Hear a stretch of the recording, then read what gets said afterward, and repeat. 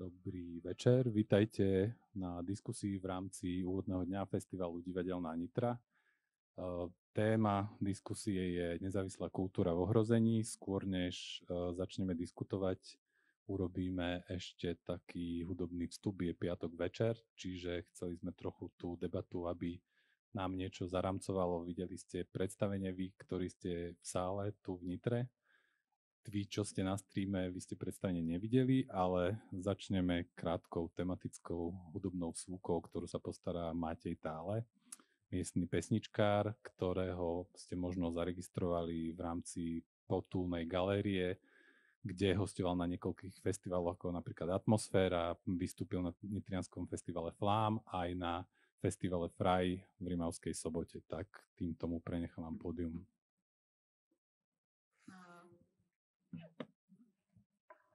Dobrý večer, priatelia. Krátka zvuková skúška.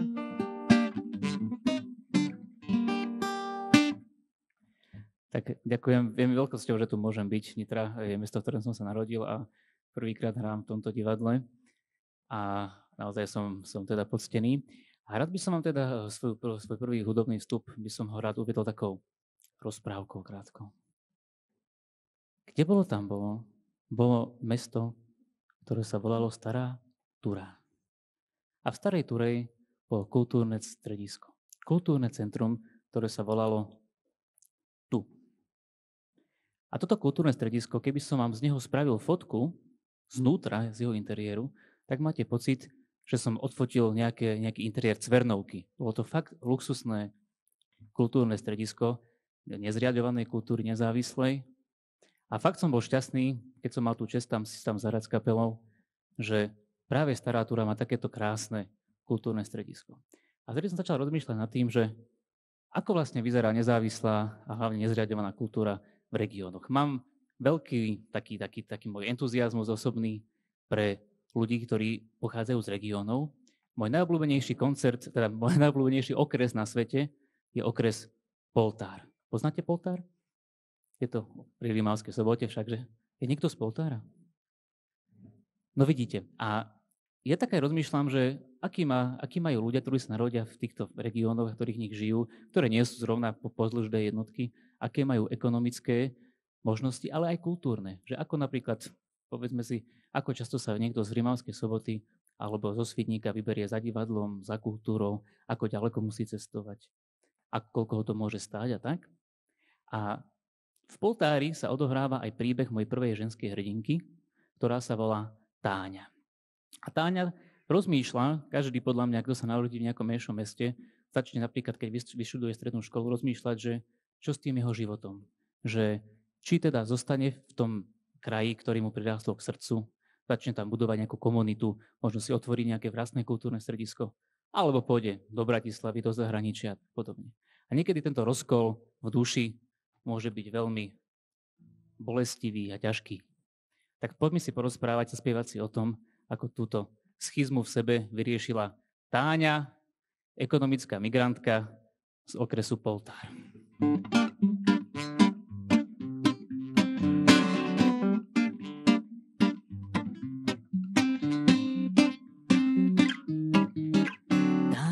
Zišla sa s Ferom, čo býval na hornom konci, že vraj nechce vzťah na diaľku, snáď sa nájde niekto v obci. Rozdala si to s Karolom, ktorý býval tu na cez plot. Raz sa ráno rozvidnelo a Karolovi preplo. Karol hodil šamlík po Táni a spravil jej do hlavy dieru veľkú ako vráta veru. Nebol to ten pravý, no až vtedy Táni došlo, jak je dobre bolo s Ferom, čo už život ide ďalej, príde nový kompaniero. Zvyk je železná košeľa, nie je vždy vypratá do biela. Táňa opustila chalupu aj chlapa, aj keď košeľa je bližšia, než je kabát. Táňa odišla za robotou do okresného mesta, aj keď nemá rada mešťakov, no všetkých Pán Boh trestá. Na tržnici v krčme krčmár pevnú ruku zháňa, ktorú nikto nemal tak na bránku, aký mala Táňa. až kým nezjavil sa chrapuň, čo mal slovník ako kočiš. Špatne kúkol na ňu a vynadal je do... Táňa korná vidiečanka neskrývala vášeň a tak vrhla po ňom popolník a išla kade ľahšie. Zvyk je železná košeľa a možno pripraviť oveľa. Táňa odišla za obzor svojho humna a zdá je tam krajší život ako tu na. A za rodinným stolom sedí 7 múdrych hlav. Lepší vrabec hrstí, jak na druhom brehu páv. Rozpadnutý parazol a starý prší plášť. Čo, dievča, spravíš, keď raz ozaj príde dážď? Táňa vrátila sa na horňaky, na otcovú rolu, sústrediť sa na zemiaky a začať život znovu. Rýle, hrable, motiky, tu boli vždy aj vodu, radšej doma chovať králiky, jak stratiť rodnú hrodu. Aj keď zvyk je železná košeľa, no do vzduchu sa ťažko opiera. Táňa položila na rodinný oltár kariérny rast v okrese Poltár. A teraz vychováva 7 detí a pasie 7 kráv. Za čo by ten život bez tých detí za čo stál? V bratislavskej kaviarni nemajú ani šajn. Jak vyzerá taký okres Revúca offline? To bola Táňa, ekonomická migrántka z okresu PT. Ďakujem krásne.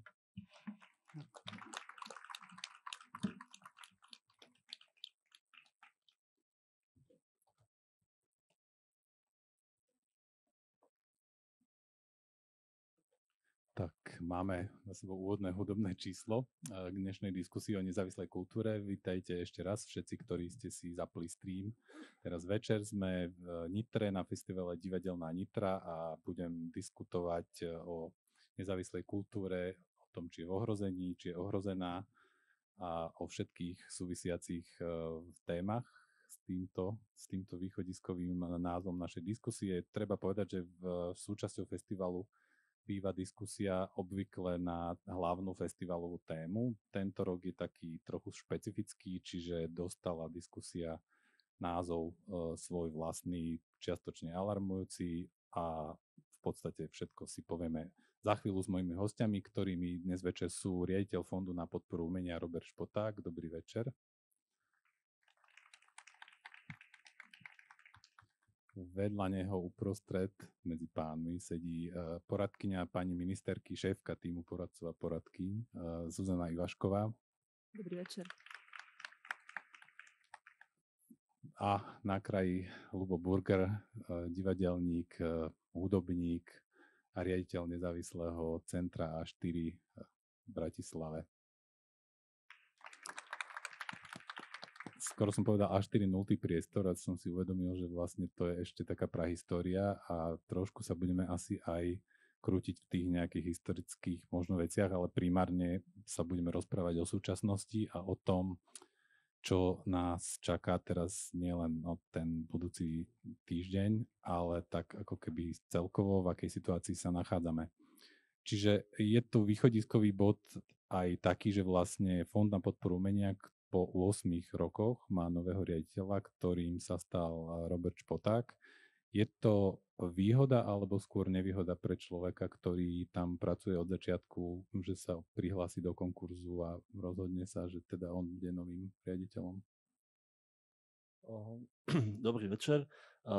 Ja si myslím, že to je skôr výhoda, lebo poznám to prostredie a poznám problémy, limity, skúsenosti tej inštitúcie a viem tým pádom začať alebo pracovať vlastne okamžite bez nejakého dlhého obdobia zoznamovania sa s tou agendou a s tou inštitúciou. V tejto súvislosti ešte by som chcel povedať, že napriek tomu, že som z tej inštitúcie, tak bolo veľmi dobré, že konkurs bol vlastne niekoľko mesiacov pred termínom môjho nástupu, čo napriek tomu, že som teda z tej inštitúcie, tak ten niekoľkomesačný čas, ktorý sme mali spolu s predchádzajúcim riaditeľom na odozdávanie agendy, bol veľmi užitočný a veľmi dobrý.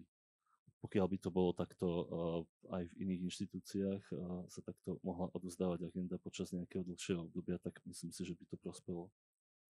Ono je to vlastne väčšinou tak, že keď je niečo, vznikne nová inštitúcia, je tam prvý riaditeľ, tak je to ako keby sa s tým ráta, že to je nejaká beta verzia, nejaký pilotná fáza, že vznikajú, že sa to za pochodu proste nejakým spôsobom modifikuje, upravuje a zároveň potom ako logicky sa od toho nového riaditeľa očakáva, že ako keby sa zohľadní to, čo tam ako keby fungovalo a nefungovalo špeciálne. Čiže tí, ktorí nečítali tvoju koncepciu alebo teda nevideli to verejné vypočutie, tak akým spôsobom je tam vlastne, čo by si tak povedal, že najvýraznejší moment toho, ako čo sa dá teraz urobiť ako nejaká systémová zmena v rámci ďalšieho obdobia a ďalšej etapy FPU?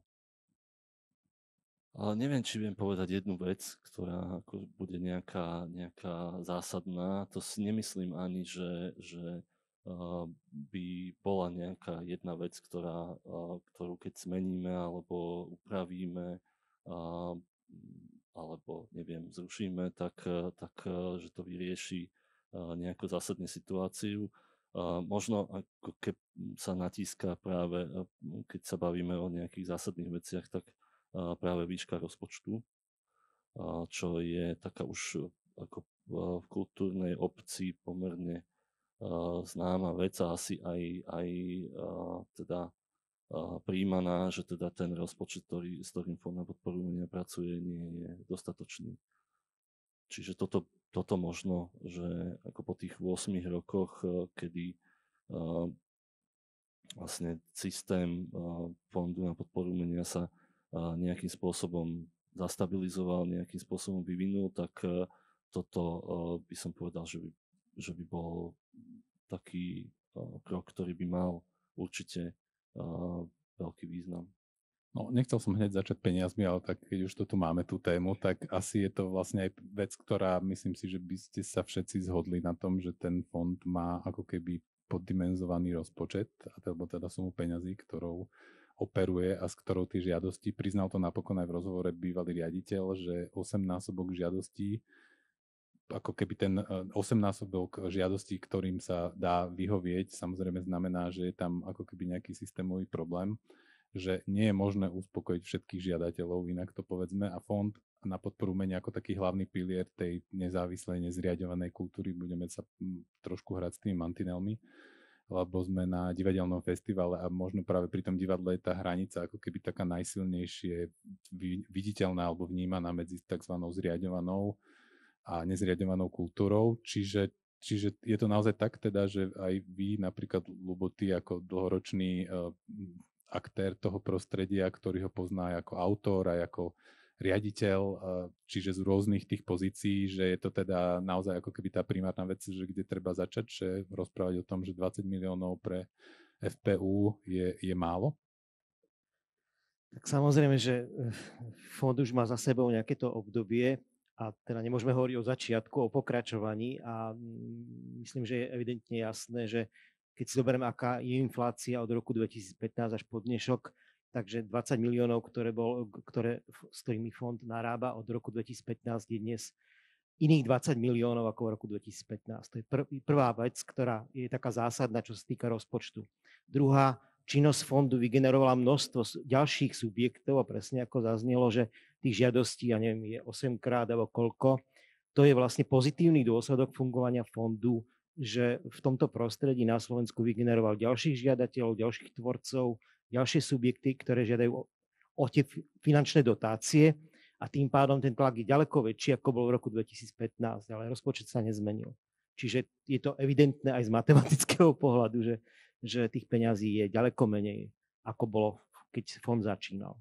Áno, však kto ako keby pozná tú situáciu, tak zároveň vie, že teda fond sa stal ako keby prvým nástrojom aj počas pandémie, ako keby kompenzačným, čo primárne nebola jeho úloha, z čoho vyplynulo, že zrazu sa tam objavili naozaj trošku také bizarné typy žiadostí, ako nebudeme rozoberať samozrejme konkrétne žiadosti a mená, ale ide o to, že teraz niečo sa tam ako keby zásadne zmenilo aj s tým, že vznikla úplne nová situácia a začalo sa vlastne hľadať, že kto sú tí umelci, o ktorých vlastne zistilo, že vlastne nevieme, že čo je to status umelca, hej, kto by mohol naplňať, a to je vlastne taký odborný termín, ku ktorému sa ešte určite dostaneme počas dnešného večera.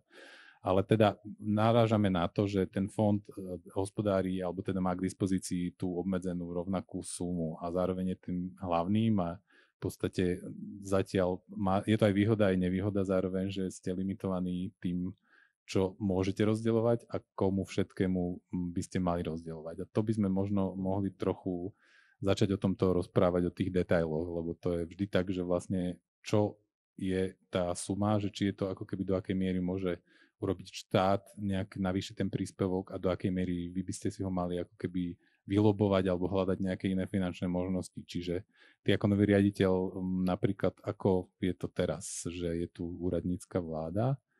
Takto, spýtame sa Zuzany, lebo ona je človek z ministerstva, momentálne zástupkyňa ministerstva. Je to naozaj teda tak, že pomôže, že udeje sa nejaká ako keby zásadná systémová zmena, alebo sa urobí nejaká jednorázová injekcia, ktorá tomu fondu pomôže ako keby momentálne preklenúť nejakú fázu? Možno, dobrý večer ešte raz všetkým.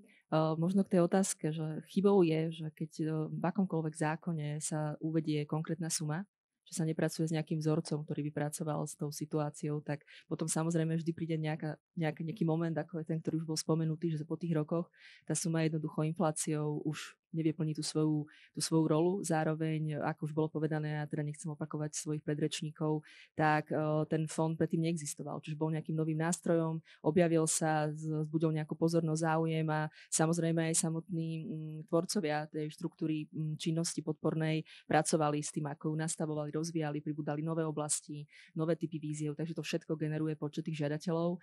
Čiže to, čo sa teraz dá urobiť, a ja možno spomeniem, keďže som tu, ako si správne povedal, za ministerstvo kultúry, tak v júni tohto roka bola prijatá stratégia kultúry a kreatívneho priemyslu Slovenskej republiky do roku 2030. Ja to potrebujem aj strategicky zanámcovať, pretože my potrebujeme takéto materiály, lebo je to nejaký systém, ako sa vieme spoločne dohodnúť na nejakom záväzku, na nejakých cieľoch, ktoré chceme do nejakého času splniť.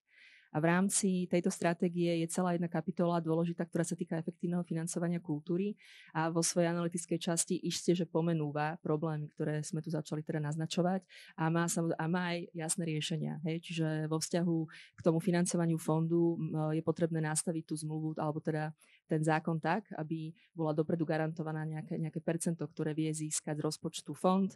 To je teraz na ceste, čiže my veríme, že sa to podarí potom aj schváliť. V stratégii kultúry sa jasne píše o tom, píše sa jasne o tej potrebe vlastne neustále reagovať na tú meniacu sa situáciu, takže to by sa schváliť malo. Ale keď hovoríme o financiách, tak ešte si dovolím povedať, nie je to len o tej sume, ktorá sa grantuje, ale je to o tom, akým spôsobom sa aj fond rozvíja ako inštitúcia, pretože existuje 8 rokom a to je relatívne krátky čas, to ešte nie je dlhý čas, že to je mladá organizácia a hovorí sa, že keď organizácia nejaká vznikne, akákoľvek organizácia, tak má nejaké najprv obdobie toho budovania, hľadania sa, potom má obdobie, ktoré si dovolím povedať, že možno momentálne fond prežíva, takého nejakého aj búrenia sa, čiže to prostredie práve preto, že sa už zaujíma o tú inštitúciu, reaguje na ňu, tak má aj rôzne pohľady a treba vyjasňovať tie pohľady, treba vyjasňovať tie očakávania, to je veľmi nepríjemná fáza, ale veľmi dôležitá v živote akékoľvek organizácie a potom má prísť tá fáza toho normovania, kedy jednoducho už aj na základe tej skúsenosti vlastnej aj dát, verím, že tomu sa dnes budeme venovať, jednoducho už si vie nastaviť nejaké procesy a pravidlá na nejaký dlhší čas dopredu. Hej? Čiže myslím si, že to je niečo, čím teraz momentálne fond si bude prechádzať a je to veľmi dôležité obdobie, ktoré ho čaká. Fond má výhodu, že na rozdiel od toho, že keď si spomenieme na to, ako fungovala podpora, keď bola ešte pod ministerstvom kultúry, dotačné programy, je nezávislý. Mňa zaujíma teraz, že vlastne táto úsečka krátka v čase, ktorú žijeme, nazývame úradnícka vláda, že do akej miery je to vlastne príležitosť pre fond nejakým spôsobom niečo takéto urobiť nejakú systémovú zmenu, ako napríklad zmenila sa RTVS, financovanie z koncesionárskych poplatkov sa urobilo nejaké percento, to znamená, že ten rozpočet sa zrazu ukázalo, že sú tam nejaké peniaze, že napríklad vy ako FPU máte ako keby vytipované nejaké možnosti alebo nejaké modely, že ako by to mohlo vyzerať do budúcna, aby to nebolo napríklad nejaká fixná suma?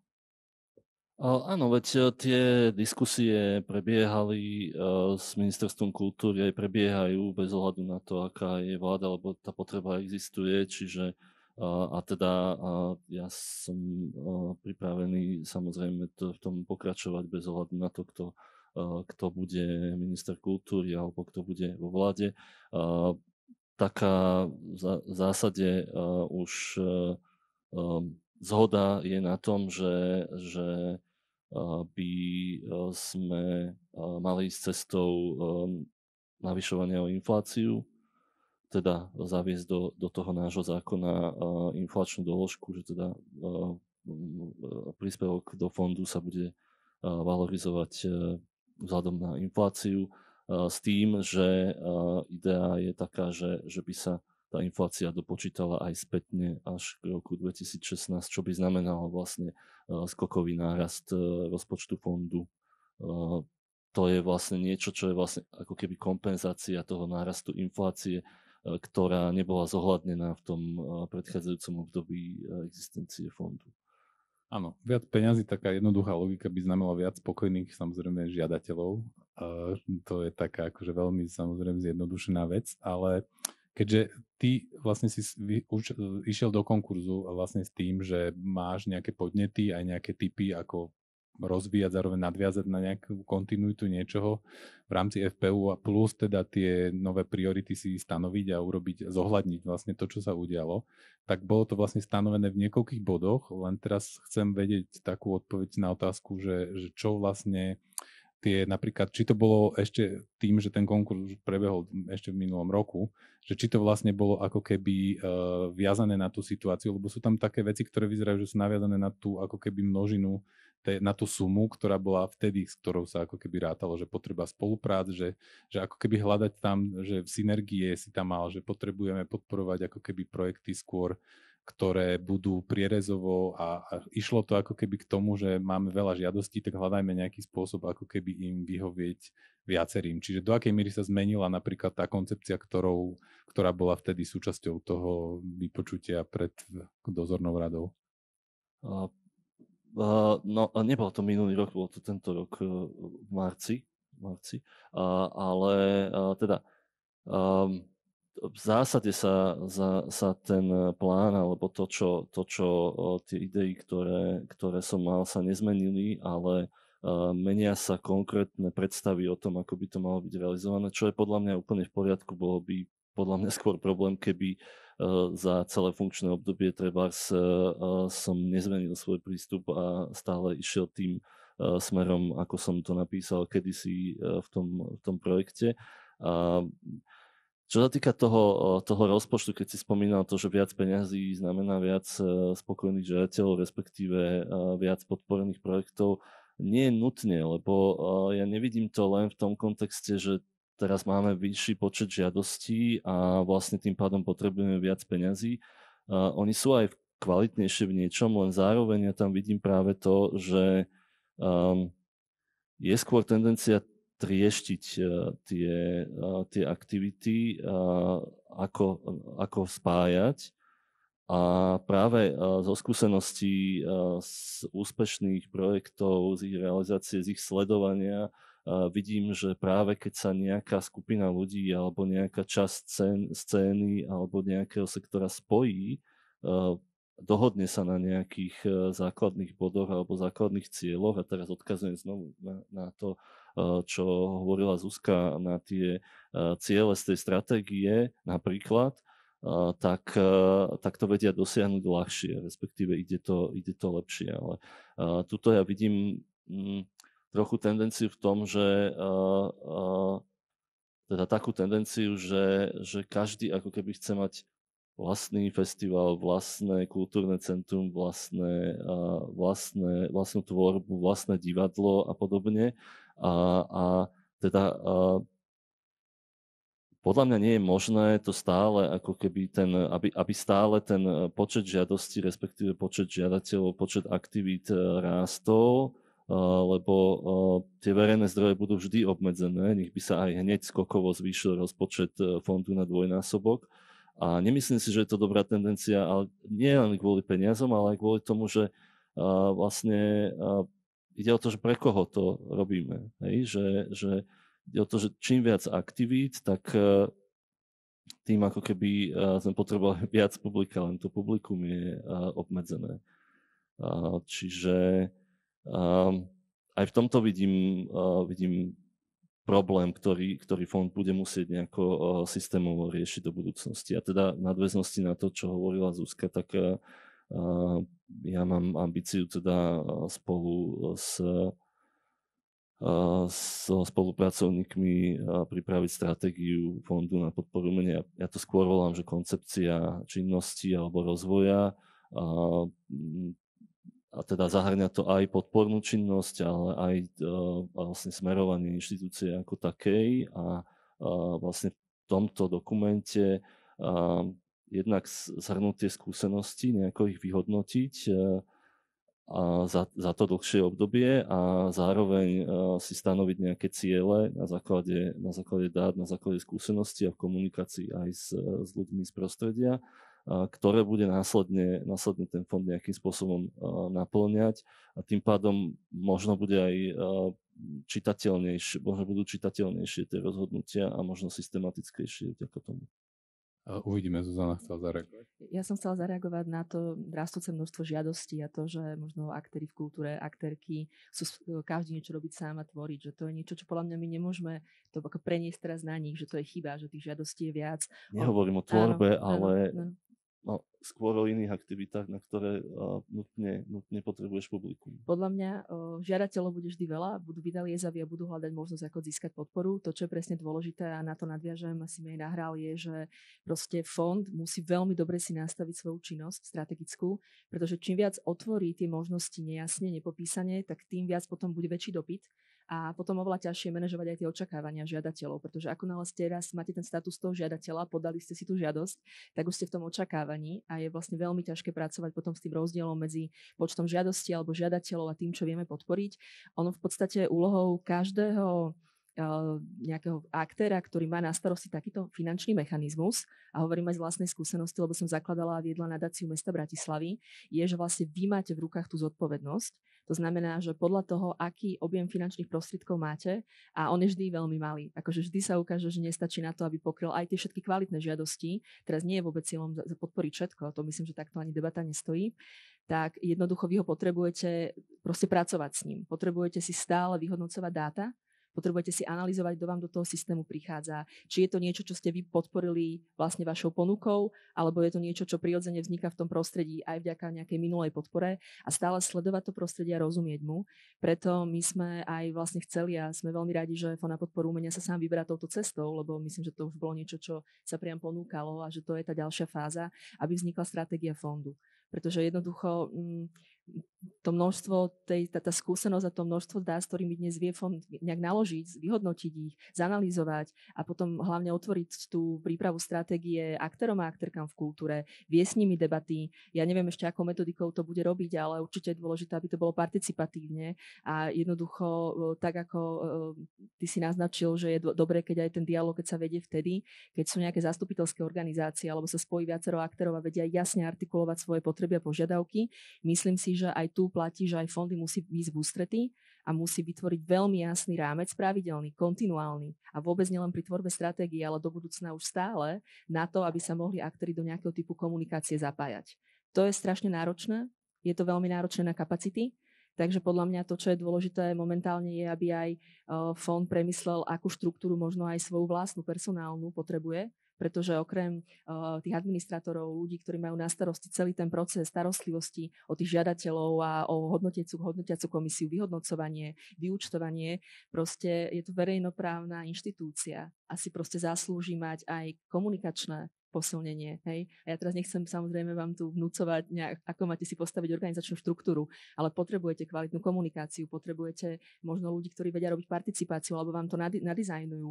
Možno budete potrebovať časom fundraiserku, hej, že to už tam už bol taký náznak, že aké ešte iné zdroje by fond vedel získavať. Proste posilniť sa o také typy kapacít a skúseností, aby ste sa viac otvorili tomu prostrediu.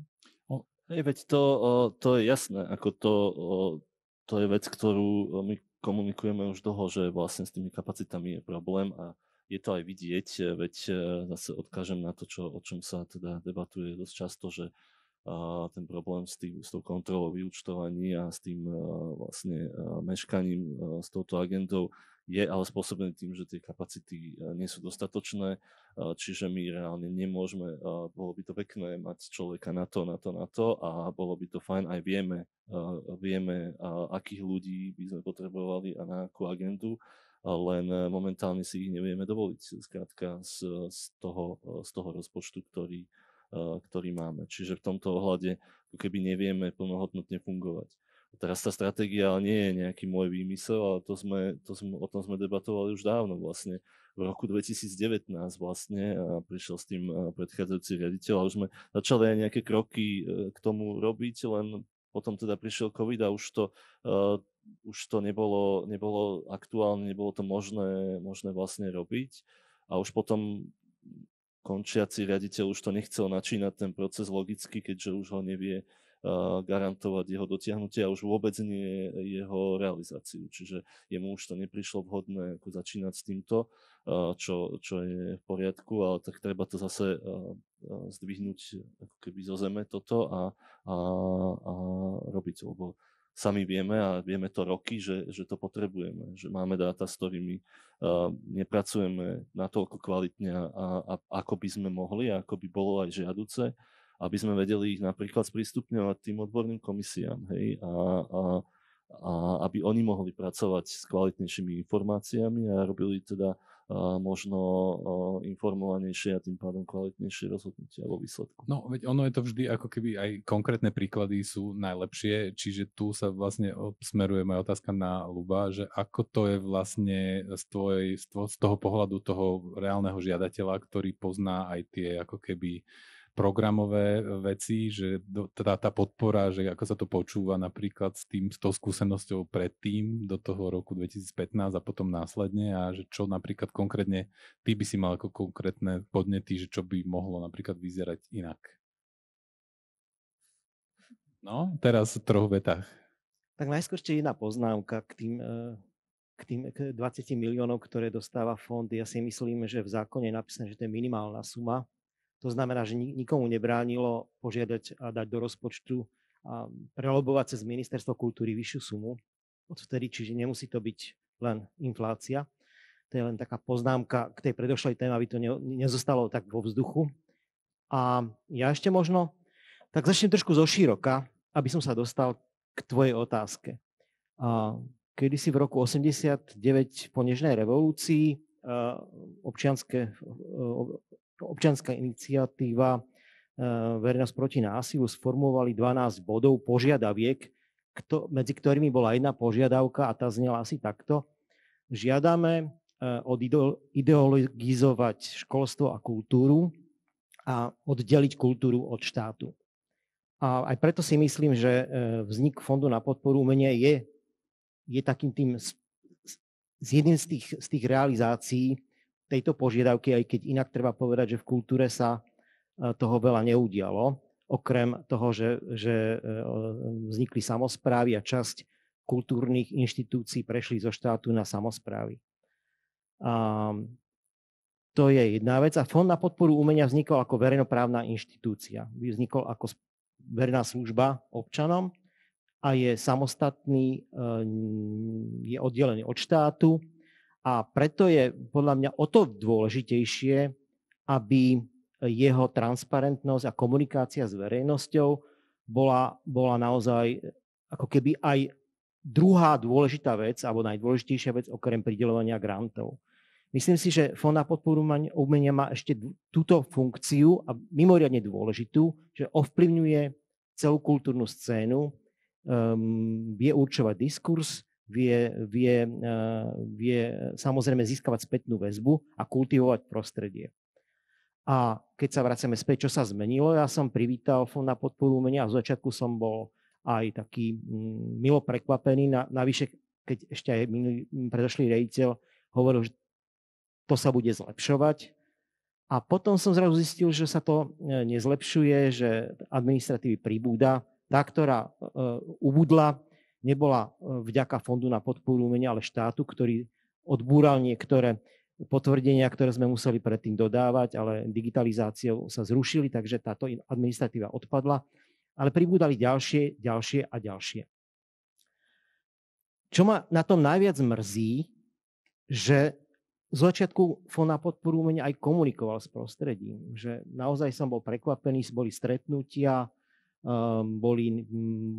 vytvárali sa okrúhle stoly, prizývali aktérov, ktorí žiadali o granty a potom sa to z nejakého dôvodu postupne začal ubúdať tento priestor a začali pribúdať iniciatívy písomné. To znamená, že fond dostával podnety od skupín, či to boli vydavatelia, ja neviem, boli sme tam aj my pred 2 rokmi, keď sa mnohí sťažovali, že sú šikanovaní kontrolami.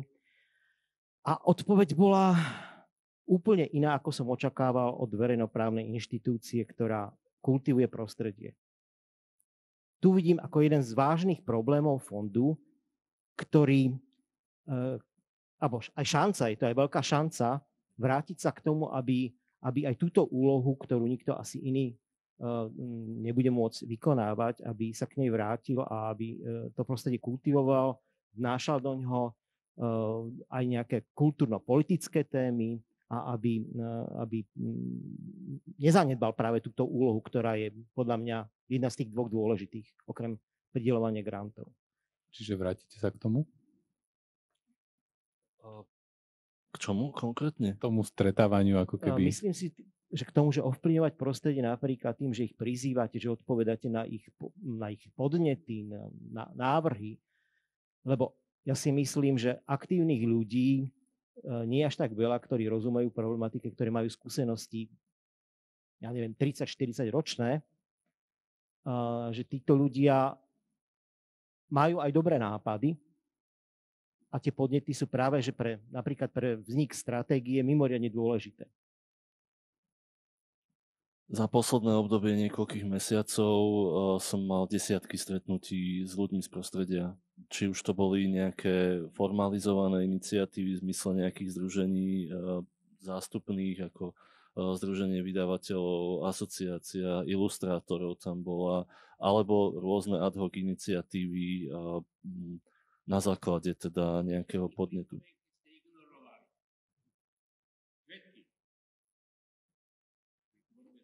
Štruktúra podpornej činnosti, keď ho... Ja možno...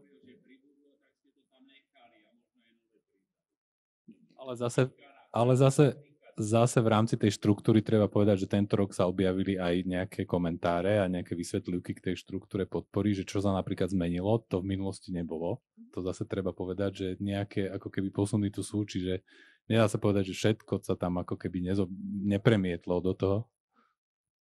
Možno ak do toho vstúpim ja, takže je tu proste moment nejakého poučenia, nejakej skúsenosti a teraz bez ohľadu na to, kto sa na to ako pozerá a myslím si, že fond, Ľubo povedal slovo príležitosť alebo šanca, jednoducho teraz je tá jedinečná príležitosť ako pri tvorbe stratégie fondu, ktorá zatiaľ nebola, bez ohľadu teraz na to, aké dôvody za tým boli, jednoducho urobiť ten proces participatívne, pretože vždy budú prichádzať rôzni aktéri, budú chcieť diskutovať, stretávať sa, je to súčasť tej práce, či už formálne alebo neformálne, ale musí existovať ešte iný proces a to je taký, že sa dopredu jasne povie nejaká metodika, ako vedia proste sa akým spôsobom zapájať, lebo potom to skončí naozaj tými listami alebo tými sociálnymi sieťami a to tiež je veľakrát, že ľudia volia túto možnosť debaty, lebo nemajú inú. Hej. Ak nie je iný rámec na komunikáciu, tak potom ostáva ten listový, alebo potom ten, kde sa vieme akoby spoločne v nejakom online priestore porozprávať alebo vyliať svoju frustráciu.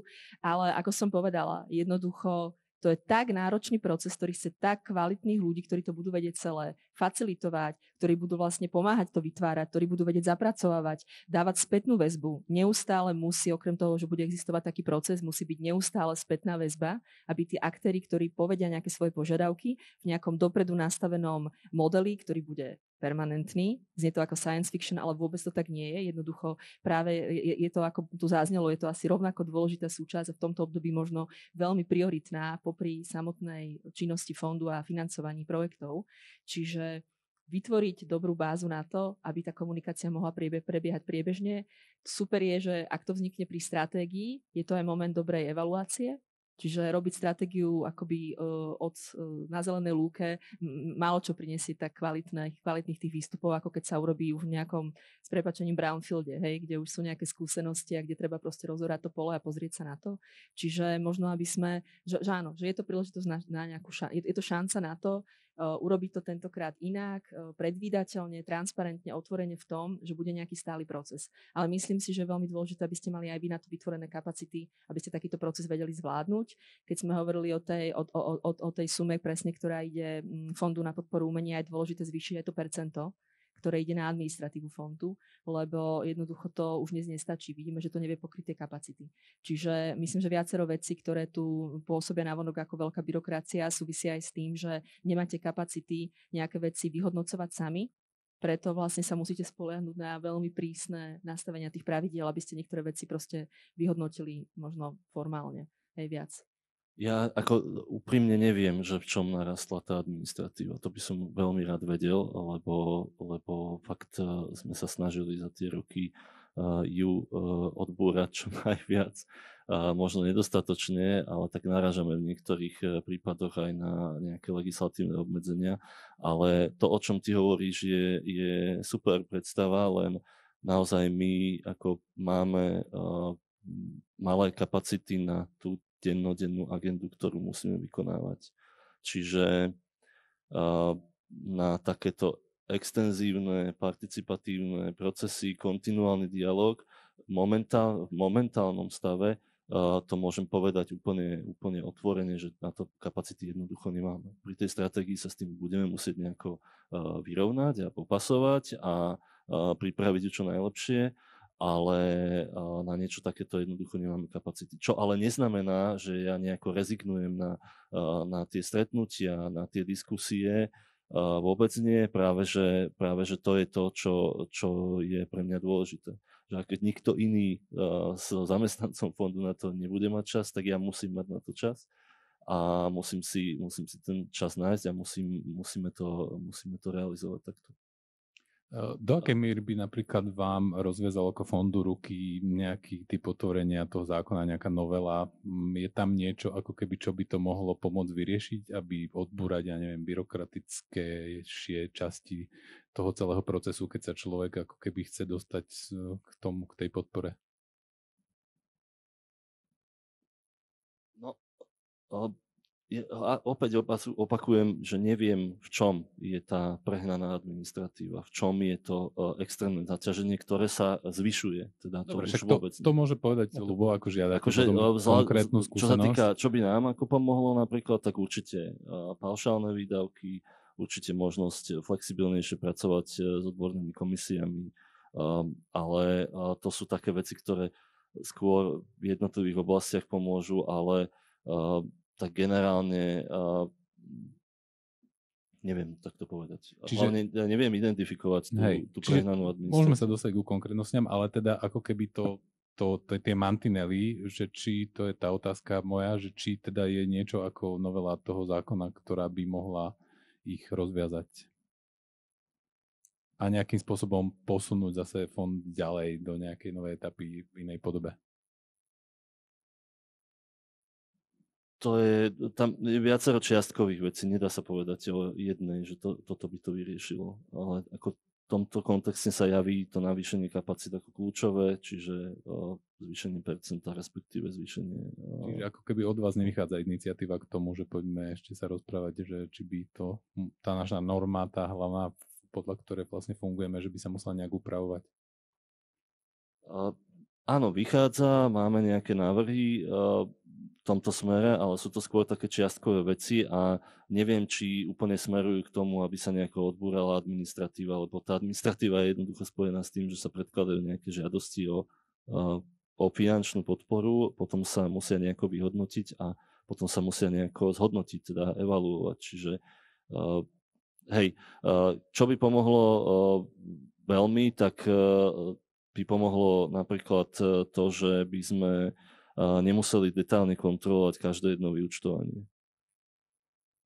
Toto ale keby nám, neverím, že by nám to mohlo prejsť, ale že by sme teda len naozaj detálne, hĺbkovo kontrolovali, nie námatkovo, podľa vopred stanoveného kľúča kontrolovali nejaké percento podporených projektov a pri tých ostatných, pri tej väčšine by stála tá evaluácia kľúčovo na obsahu, teda čo bolo urobené, aké aktivity a aký je ich dosah, význam, publikum a tak ďalej. Takže toto by nám výrazne pomohlo, aby sme sa mohli sústrediť na ten obsah, ktorý je pre nás vlastne kľúčový, lebo o to ide, nie o použitie každého jedného eura. Ja chápem, prečo je to dôležité a sú také zákony, ale toto by nám pomohlo, ak by sme toto nemuseli robiť. Ľubo, teda tie konkrétne ako keby podnety, napríklad, keby si ich mal niečo, ako čo by si vedel tak zhrnúť do nejakých bodov? No, vlastne teraz aj vymenované. V podstate pre nás je veľký problém v tom, že čoraz tie materiály, ktoré musíme vypracovať, s ktorými sa uchádzame o dotácie, sa vytvárajú v nejakom čase, ale my tie peniaze dostaneme možno o 3/4 roka neskôr a množstvo vecí, hlavne v rozpočtoch, sa mení. Menia sa aj ceny, menia sa aj financie, ktoré na to zháňame, lebo nie sú 100% financované na FPU. Tam je vlastné príjmy, sú tam potom samozrejme ešte aj iné finančné možnosti, ktoré využívame. A my sme vlastne tlačení do toho rozpočtu, ktorý sme predkladali a ktorý sme len odhadovali. My môžeme požiadať samozrejme, ale musíš požiadať. A keby tento spôsob, ktorý tu pred chvíľkou zaznel, že tie kontroly by jednak boli námatkové, lebo o kontrolách poviem ešte neskôr, ale hlavne, aby tie kontroly boli po výsledku, to znamená, že ten výsledok bol splnený a nie kontrolovať každý cent, či šiel tam, kde som ho kedysi pred rokom naplánoval, tak to by bola veľká pomoc určite, či s týmto môžem súhlasiť. Od roku 2023, teda žiadosti, ktoré boli predložené s tým ročením 23, tak sme zrušili to, že je potrebné žiadať pri presunoch viac ako 20%. Teraz je to vlastne 100%, čiže voľne môžete narábať s tými prostriedkami na tie položky, ktoré ste si zadali v rozpočte. Keď zostaneme pri obsahovej rovine, tak ako keby to primárne kritérium, opravte ma, ak to sformulujem zle, je teda, že malo by ísť o podporu projektov, ktoré sú nejakým spôsobom výnimočné. Čiže teraz mňa čo zaujíma aj mnohých asi ľudí, čo sa objavuje, že do akej miery napríklad môže byť súčasťou stratégie fondu FPU, že ako zohľadňovať napríklad nejakú prahistóriu, históriu žiadateľov, kontinuitu nejakú ich činnosti a do akej miery ako keby by tam malo byť to prostredie otvorené pre tých nových žiadateľov, ktorí môžu prísť napríklad s lepšími projektmi ako tí dlhoroční bardi. Tam tá debata už takto ďaleko je napríklad? Takto debata nie je postavená. Máme hodnotiace kritéria, kľúčové kritérium je vždy kvalita. Nemusí ísť o nejakú výnimočnosť, unikátnosť alebo o prinášanie niečoho nového. Ide o kvalitu, čiže kvalita aj v tom rozmere, že niekto robí kontinuálne niečo kvalitne a môže to robiť aj dlhoročne. Je to projektová podpora, to znamená, že je viazaná na nejaký projekt, ktorý má svoje výstupy a treba ich teda naplniť a následne sa to zhodnocuje. Ale vieme, že toto ako keby nevyhovuje úplne tomu prostrediu, tak sme pomerne vlastne skoro sme zaviedli to, že je možná viacročná podpora, ktorá je stále projektová, ale je to trochu taká hybridná forma pri kultúrnych centrách, veľkých podujatiach a viacerých ďalších programoch. Je to tak vlastne, že sa žiadateľ uchádza o 3-ročnú podporu, tak konkrétne výstupy dáva iba na ten prvý rok a na ďalšie roky dáva iba nejaký plán predbežný, nejakú koncepciu, nejakú predbežnú dramaturgiu, nejaké línie, ktoré chce riešiť a podobne. A keď dostane na tie 3 roky podporu, tak vlastne je to nejaká forma dôvery, ktorú fond v neho vloží aj na základe predchádzajúcich skúseností s ním, respektíve predchádzajúcich aktivít, predchádzajúcej činnosti a podobne. Čiže tento aspekt tam stále je.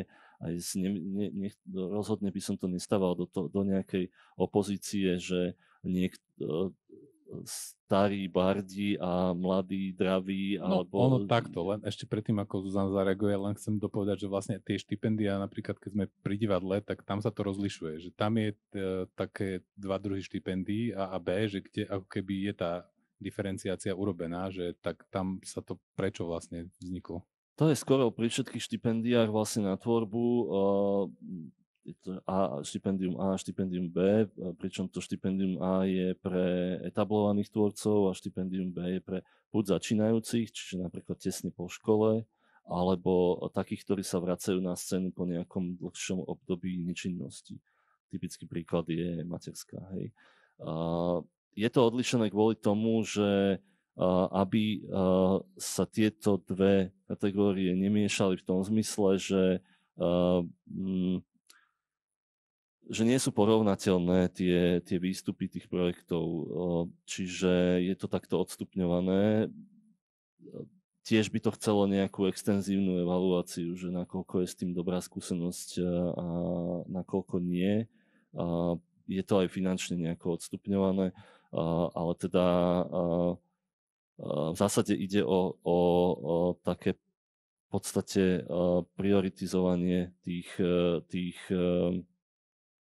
alebo takto pozitívnu diskrimináciu voči tým, ktorí sú práve začínajúci, respektíve sa vracajú po nejakej dlhšej prestávke, aby neboli v jednom koši s tými, ktorí sú vlastne etablovaní, s ktorými by mali problém možno, že obstáť v tej konkurencii. Ja by som možno trošku začala tú diskusiu smerom k tým systémovým podmienkam, pretože ak je teda otázka, či prežije nezávislá kultúra, tak niečo sme ako keby nedotiahli, niečo bolo nejak myslené, aj vznik takých inštitúcií, ako sú fondy, ako princíp predĺženej ruky, boli súčasťou nejakého uvažovania o tom, kam by sa kultúra po roku 89 mala posúvať. Mali sme z čoho čerpať, vieme čerpať zo skúseností zo zahraničia a postupne, keď sa kreovali politiky, ja súhlasím s tým, že to mal byť akoby neštátny nejaký nástroj a že je to nejaká ako keby ale ten hlavný princíp mal byť v tom, že je to proste verejnoprávny fond, ktorý samozrejme štát tam má nejakú formu vplyvu, ale je to cez volené orgány, kde je nejaký počet členov, ktorých to ministerstvo, ten rezort nominuje a samozrejme je aj gestorom zmluvy, alebo teda toho zákona, aby som bola presnejšia. Čiže nejaký vstup tam je. Ale keď tu zaznelo, že ten fond bol a vôbec vznik Art Council bol veľmi dôležitým krokom v tej samostatnej etape, tak treba zároveň povedať, že v stratégiách, politikách kultúrnych, ktoré vznikali napríklad v roku 2005, bolo jasne povedané, že je dôležité, aby vznikli takéto fondy, ktoré budú fungovať na princípe jednak, že budú nezávislé od štátu a že budú naozaj, už vtedy sa povedalo, že budú tvorené ako nejaká forma selekcie, nejakej súťaže, kde hlavným kritériom bude kvalita a bude sa vlastne uvažovať projektovo. Čiže na princípe podpory projektov selektívne vybratých na základe kvality bude fungovať tento mechanizmus. A to je to, čo fond má v tom vienku. Je to ten princíp, kedy on je tým patrónom kultúry, ktorý poskytuje financie, akoby vôbec nemysliac na nejakú inštitucionálnu bázu, akoby vôbec nešlo o inštitúciu, ale ide proste o projekty a o tie výstupy, ktoré sú podporované. A v štátnej politike sa vtedy písalo, že ale pozor, neštátne subjekty, nezhovoríme nezriaďované subjekty, nemôžu byť závislé na takomto type podpory. Nie je vôbec v poriadku, aby teraz jediný spôsob, aký môžu byť podporovaní, je v tejto súťaži, ale že treba uvažovať aj nad inových rolou, ktorú plňa. A tá rola je, že sa podieľajú na naplňaní verejného záujmu. A bez ohľadu na to, kto koho zriaďuje, nezriaďuje, tak sú organizácie, ktoré svojou činnosťou, svojou tvorbou, možno dlhodobou, už mierim k tomu, čo si sa pýtal, systematickou, potvrdenou kvalitatívne, opakovane a nie len tým, že napríklad získali grant z fondu, ale jednoducho naozaj sú to proste etablované subjekty, ktoré napriek tomu, že nemajú žiaden typ systémovej podpory, fungujú, prežívajú v provizóriu, akokoľvek to nazveme. Takže malo by sa pozrieť na to, akú rolu plnia v spoločnosti, ako naplňajú tento verejný záujem. A štát, teraz sa dostávam späť k tomu štátu, predsa len, keď sa na to pozrieme ako na architekta tej kultúrnej politiky, by mal vedieť pomenovať, to je práve tá stratégia kultúry, ja potrebujem vrátiť do hry, že čo je teraz spoločným cieľom kultúrnych politík, čo v tejto krajine chceme. A my dnes máme pomenované, že tým cieľom spoločným má byť okrem kvalitnej kultúry a jej rozvoja, bez debaty, má to byť aj dostupná kultúra, ale má to byť aj vplyv kultúry a pozitívne efekty, ktoré má na spoločnosť, aj na ekonomiku. A na tom sa podieľajú viacerí aktéri. A my musíme nájsť nejaký spôsob, mechanizmus, ako ich budeme podporovať, alebo ako si ich objednáme na to, že nám pomáhajú naplňať tento verejný záujem. A na to by mali byť vytvorené iné mechanizmy, ktoré my vôbec nemáme. Hej. Čiže problémom je, že Fond na podporu umenia momentálne, aj sme sa o tom takto kedysi rozprávali, je vlastne nejakým systémovým prvkom, bez ohľadu teraz na jeho vlastné problémy vývojové, ktorý funguje v úplne nesystémovom prostredí. A jednoducho myslím si, že tu aj to ministerstvo musí prehovoriť a musí povedať, že dobre, tak poďme opäť máme sa kde inšpirovať. Hej? Ja neviem, vyberiem akúkoľvek krajinu, ktorou sa vieme inšpirovať, napríklad Slovinsko, kde je jasne pomenované, čo je verejným záujmom v kultúre, je pomenované, aké služby v kultúre sú poskytované, kto sú aktéri a aktérky, ktorí v kultúre pôsobia, subjekty dlhoročne a jednoducho vedia tieto subjekty získať v prípade, že naplňajú nejaké kritériá, ktorými pomáhajú naplňať ciele tej politiky, tak dostávajú vlastne nejakú formu príspevku, ktorá nie je dotáciou a nie je jednoročnou, ale je to nejaké predvídateľné časové obdobie, povedzme 5 rokov, kde už sa rozprávame o inštitucionálnom rozvoji. Hej? Rozprávame sa o financovaní mzdových výdavkov. To je presne to, čo dnes v kultúre chýba, pretože jedna debata je Fond na podporu umenia, ale druhá debata je, že dnes to, čo nezávislé nezriaďovanej kultúre chýba, je, aby dokázala ona proste pracovať aj s tým, že vie zamestnávať. Profesionalizovať sa, alebo však alebo veľa inštitucionalizovať, hej, že radšej to slovo používam inštitucionalizovať, proste, aby mala, a to je, ale na to slúžia iné. Aj v iných krajinách, aj v vyspelejších krajinách na to slúžia iné mechanizmy, ako sú art councily. Hej. Samozrejme, už to, že ten fond sa snaží za tie roky to nejak vyvažovať a hľadať riešenia formou viacročnej podpory. A to sa nebie. Pozor, že aby tu nevznikla akoby nejaká mýlka, keby aj takýto nástroj konečne systémový existoval, tak stále títo aktéri by mali mať možnosť uchádzať sa formou súťaže o podporu na základe kvality projektovej žiadosti vo fonde. To je práve tá činnosť, tak ako sa zriaďované organizácie môžu uchádzať a zároveň majú niekde nejaký iný doplnkový nástroj financovania z verejných zdrojov. Čiže my tu potrebujeme viacero domácich úloh si vyriešiť v rámci kultúrnej politiky a tie odpovede hľadať aj inde. Že to je veľmi dôležité. Aj zdroje samozrejme hľadať inde, lebo bavíme sa o verejných zdrojoch zatiaľ a nie je to tak dávno vlastne, však veď predchádzajúca vláda mala také v vlastnom programovom vyhlásení, že sponzorský tzv. Zákon, ktorý by ako keby mohol byť s tým nástrojom, ako dostať do toho prostredia pre kultúru viac peňazí, ale samozrejme potom je ešte iná téza, že Inštitút kultúrnej politiky v revízii výdavkov vlastne vznikli už ako keby pomocné nástroje, ktoré môžu to prostredie ako keby ukázať, že ako sa to tam deje a aké máme teda čísla nejakým spôsobom to objektívne kvázi v úvodzovkách, lebo tak pri kultúre toho slovo objektívne vždy bude ako keby trošku diskutabilné, ale že už ako keby máme niekoľko takých vecí sa zmenilo, okrem FPU teda vznikli aj Inštitút kultúrnej politiky, ktorý už vlastne tam je, ako sa jedna z tézy, samozrejme, že peňazí je dosť, len sú prerozdeľované v rámci kultúry, takže to je vždy je to ako keby možné nejakým spôsobom identifikovať a odkloniť niekde inde. Fakt je ten, že potrebujeme ako keby niečo z toho zatiaľ mi vyplýva ako keby nejakú inštitucionálnu aj zmenu, aj teda celkové to nastavenie, že je teda, to nie je neverejná informácia, samozrejme, že stratégia kultúry, ktorá bola teraz schválená v lete, mierí, je to ako keby nejaký medzistupeň, alebo teda jeden bod k tomu, že čo bude na konci jej ako keby sprievodným súčasťou bude zákon o kultúre. Čiže to ešte, keď už sme to načali, tak to by sme mohli možno trošku približiť, čo to vlastne bude typ zmeny. Že prečo nie sponzorský zákon, ale zákon o kultúre? Tak to sa nevylučuje. Zákon o kultúre je, ako že si názov preznačuje, je to strešný zákon, ktorý môžete pre nejakú politiku verejnú mať.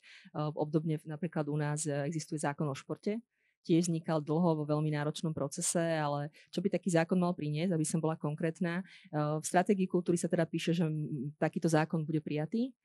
Ten odhadovaný čas je niekedy okolo roku 2027. My sa snažíme trochu popohnať to celé, pretože úlohou zákona o kultúre je vlastne tak trochu upratať si v tom prostredí, že to je tá systémová zmena. Jednak jasne zadefinovať verejný záujem v kultúre. Zdá sa to ako samozrejme, ale nám chýba definícia verejného záujmu. Vieme vychádzať z ústavy, ktorá samozrejme kultúru popisuje, ale čiže prvým krokom je pomenovať verejný záujem v kultúre, na ktorom sa naozaj, opakujem, podieľajú aj neštátne subjekty, mnohé, a to je to, čo sa musí potom zohľadňovať vo financovaní kultúry. Zároveň by tento zákon mal pomenovať fyzické a právnické osoby v kultúre, čiže kto sú umelci, umelkyne, iní kreatívni pracovníci, pracovníčky, alebo teda profesionálni v kultúre. Inak štatút umelca. Toto nie je úplne štatút umelca, lebo to je len predstupeň k štatútu umelca. Keď chcete nastavovať štatút umelca, ja sa najprv potrebujete povedať, kto sú tí aktéri, ale potom ja rada upozorňujem na to, že štatút umelca je vlastne oveľa viac politikou sociálnou politikou, daňovou politikou, čiže tam potrebujete vo veľmi náročnom medzirezortnom procese nastaviť práve tie benefity. Čiže to, že nejaký umelec, umelkyňa bude niekde zaregistrovaný, bude sa vedieť, že on je umelec, umelkyňa, to ešte mu nič neprinieslo. Hej? Tam dôležitá bude tá motivácia, to znamená, aké typy na to naviazaných. To už máme, áno, evidenciu slávnu. Pardon. A tým pádom až vtedy sa to podarí nastaviť. Ale zákon o kultúre, ak by popisoval, teda kto sú fyzické osoby, popisoval by, kto sú právnické osoby, tiež veľmi dôležité nastaviť, pomenovať vôbec organizácie v kultúre. Tiež je to dôležité. Opäť áno, mali by na to potom slúžiť aj nejaké registre, ale musí to súvisieť s tým, že dobre, ale prečo by sme sa opäť mali niekde registrovať aj ako právnické osoby. A tak ďalšou časťou, ktorá postupne v tom zákone odpoveda na tieto otázky, že prečo teda máme byť evidovaní a definovaní, je napríklad časť, ktorá môže opravovať rôzne typy zmluvných vzťahov v kultúre, a jeden z týchto zmluvných vzťahov vie byť aj sponzoring. Hej. Neviem si úplne predstaviť úpravu sponzoringu samostatným zákonom, lebo na konci dňa je to textácia, ktorá vám vôjde na 1 až 4. Asi aj máme také tak zákony. Tak sa to vylučuje, hej? Ale tak... Áno, ale dôležité proste je pomenovať, kto je príjemcom sponzoringu, preto potrebujeme tie definície, a potom v zákone o daní z príjmov doplniť kultúru, hej? A samozrejme nastaviť tú zmluvu sponzoringu. To je niečo, čo tiež by tento zákon mohol obsahovať. Áno, je aj kratšia cesta prijať to samostatne nejakou formou iného, buď samostatného zákona, alebo to včleniť do iného existujúceho zákona, ale to by nebola dobrá cesta. Rovnako by tento zákon o kultúre mal trochu lepšie systematizovať to prostredie financovania, čiže čím dlhšie sa bude pripravovať a čím sa lepšie premyslí, tak tým skôr by sa tam napríklad mohlo dostať to, o čom som hovorila, že bude existovať nejaké jasné pomenovanie toho, kto sa podieľa na naplňaní verejného záujmu, a teraz nemyslím konkrétne organizácie, ale keďže budeme vedieť, čo ho tvorí, ako tú prvú časť toho zákona, tak budeme aj vedieť povedať, aké iné typy finančných mechanizmov vie štát alebo zo štátnych zdrojov vedia byť financované. Už napríklad spomínaná podpora prostredníctvom príspevkov, či už na mzdy alebo na iné činnosti. A tiež by mohol trochu pomôcť systematizovať a upratať ten vzťah medzi štátnou správou a samosprávou a trochu tak vyjasniť to prostredie. Že toto je ten zákon o kultúre, v zásade také upratanie si v tom celom, ale áno, vieme tam dostať aj dôležité inštitúty ako napríklad sponzoring, vieme tam dostať nejaký základ toho, čo by sa neskôr malo prejaviť v štatúte umelca, ale opakujem, štatút umelca potrebuje hlavne kvalitné potom daňové nastavenie a sociálne nastavenie, sociálne politiky. Čiže my momentálne pracujeme na tých témach naraz, s tým, že nepredbiehame, že budeme čakať až dokým všetky sa spoločne vyriešené stretnú v jednom zákone. Možno sa niečo príjme skôr ako legislatívna úprava. To už ukáže ten čas a to bude aj politické rozhodnutie. Ale teda snažíme sa preto na tom robiť už teraz ako na tzv. Zákone o kultúre, lebo chceme poukázať na súvislosti, ktoré medzi sebou to majú. politické rozhodnutie, to je to kľúčové slovo v tomto bode, lebo však v októbri už sa môže stať, že všetko bude úplne inak. Čiže do akej miery sa to dá v rámci tejto úsečky nazývanej úradnícka vláda ako keby nastaviť tak, aby to nedalo sa zhodiť zo stola. Veľmi jednoducho a rýchlo. Všetko sa dá zhodiť zo stola, čiže na to je dôležité jednak, že máme nejaký spoločný záväzok, jasne pomenovaný, aby sme ho neveštili, to je tá stratégia. Máme nejakú slúbenú, ako budeme k jednotlivým opatreniam pristupovať, keď sa bude tvoriť akčný plán, je dôležité, aby nevypadol najbližšie povedzme 3 roky takéto opatrenie z toho plánu činnosti. Zároveň nie náhodou sú zapájani či už do prípravy stratégie, alebo teraz do prípravy zámerov zákona o kultúre aj aktéri občianskej spoločnosti, aktérky. Robíme pracovné skupiny, mali sme pred pár dňami konferenciu, pretože ako kdekoľvek inde pri participácii platí, že vy urobíte hlavne preto, že keď dáte možnosť ľuďom sa zapojiť do toho procesu, že nebudú vynechaní, ale budú môcť pomenovať tie svoje potreby, tak potom, keď bude hroziť, že ten proces nebude dotiahnutý, tak oni sami sa ozvú, lebo je to niečo, čo budú vidieť, že nebolo dotiahnuté a dôverovali tomu. Ak tomu nedôverujú, tak im ani nebude vadiť, že sa to diať nebude. Čiže spoľahnúť sa na to, že čím poctivejšie to robíte, tak tým viac si to bude žiadať potom tá spoločnosť v ďalšom procese. Protesty umelcov v uliciach je taká pekná predstava. A Ľubo, keď sme to bavili o tom, že 2005, to bolo ešte za ministra Chmela, kedy vznikla ako keby taká platforma nejaká, ktorej cieľom bolo ako keby priniesť nejaké typy zmien do tej štátnej kultúrnej politiky, nech to znie akokoľvek, ale teda ty si to ešte pamätáš. Tak keď sa objavilo teraz napríklad toto, tak mal si pocit, že do akej miery to zohľadňuje už existujúce ako keby snahy o to, aby sa to prostredie nejakým spôsobom stalo lepším pre vytváranie diel a organizovanie akcií? Ja si pamätám, že to je pravdepodobne tretia stratégia rozvoja kultúry, ktorú som ja nejako zažil priamo a pri ktorej som mohol chvíľku aj byť pozorovať to, nejak aj pripomienkovať, aspoň niečo povedať. A pamätám si, že keď táto tretia vznikala, bol som na tom prvom paneli a pýtal som sa, či existuje nejaká evaluácia tých predošlých stratégií, aby sme vedeli, čo sa podarilo, čo sa nepodarilo. A ak sa niečo nepodarilo, aby sme vedeli dôvody, prečo, lebo aj tie sú dôležité pri formovaní nových stratégií. A vtedy som sa dozvedel, že také niečo neexistuje a že vlastne, že to ani nikoho nezaujíma. A ja si myslím, že preto ten stav kultúry je taký, aký je, že vlastne nejaký ucelený, systematický pohľad na kultúru nebol a ja preto aj držím palce každému, kto sa o to pokúša. Ja dúfam, že teraz, poznajúc Zuzku, sa to podarí. Ale myslím si, že či sa ten materiál a to, čo v ňom bude, či sa podarí realizovať, to je naozaj veštenie z gule. Možno, že nie hneď v tomto volebnom období, ale možno, že v tom ďalšom. Určite ten materiál sa nestratí a že je dobré, že niečo takéto vzniká, lebo dovtedy sa budeme takto stále motať do kolečka. Ja len rýchla reakcia, že inak to, či sa to podarí, je úplná analogia s tým, čo pred chvíľou sme tu spomínali v súvislosti s Fondom na podporu umenia, že je hrozne dôležité záprve nastaviť si kapacity na tú, v tomto prípade už teda implementáciu, pretože Ministerstvo kultúry má vecné útvary, ktoré robia na svojich agendách veľmi dôležitých, ale potrebuje aj strategické riadenie, čiže potrebuje nejaký útvar, tak ako sú analytické jednotky, tak treba aj implementačnú jednotku. A nech sa aby to znelo, že to je nejaká práca pre prácu a navyšovanie počtu úradníkov. Jednoducho vy potrebujete koordinátorov, ktorí neustále sledujú to, čo bolo slúbené, zaramcujú to do času a odpočtujú to, že či sa to robí, ako sa to robí. Proste potrebujete mať toho navigátora. A zároveň človeka, ktorý je odolný politickým tlakom a rozhodnutiam. Áno, tak na to by mali aj tie analýzy slúžiť, ale samozrejme vždy to prostredie je politické. Vždy bolo politické, ale dôležité je, aby tá odbornosť tam prinášala odpovede a návrhy a aby sa dalo pracovať s tými odbornými pohľadmi. Čiže potrebujete kvalitné kapacity a na to ani ministerstvo zatiaľ pripravené nie je. Samotná stratégia upozorňuje na to, že ak sa má implementovať, potrebuje, aby sa z toho stal nejaký seriózny rámec vnútri štruktúry ministerstva. To ďalšie, čo potrebujete, je od začiatku mať vlastne tú participáciu. Čiže keď som tu machrovala, že by mali byť ako obrazne povedané stále otvorené dvere na FPU, že nejaký rámec toho, že ako môžu v nejakom čase, hoď by to bolo raz na 3 mesiace, prísť s nejakými akoby štruktúrovane nastavenými podnetmi, tak rovnako aj ministerstvo potrebuje na tých kľúčových úlohách, kľúčových opatreniach pracovať v expertných skupinách napríklad. Inak dnes už sa fakt dá dobre nadizajnovať, že nemusíme vynaliezať nejaké nové metódy.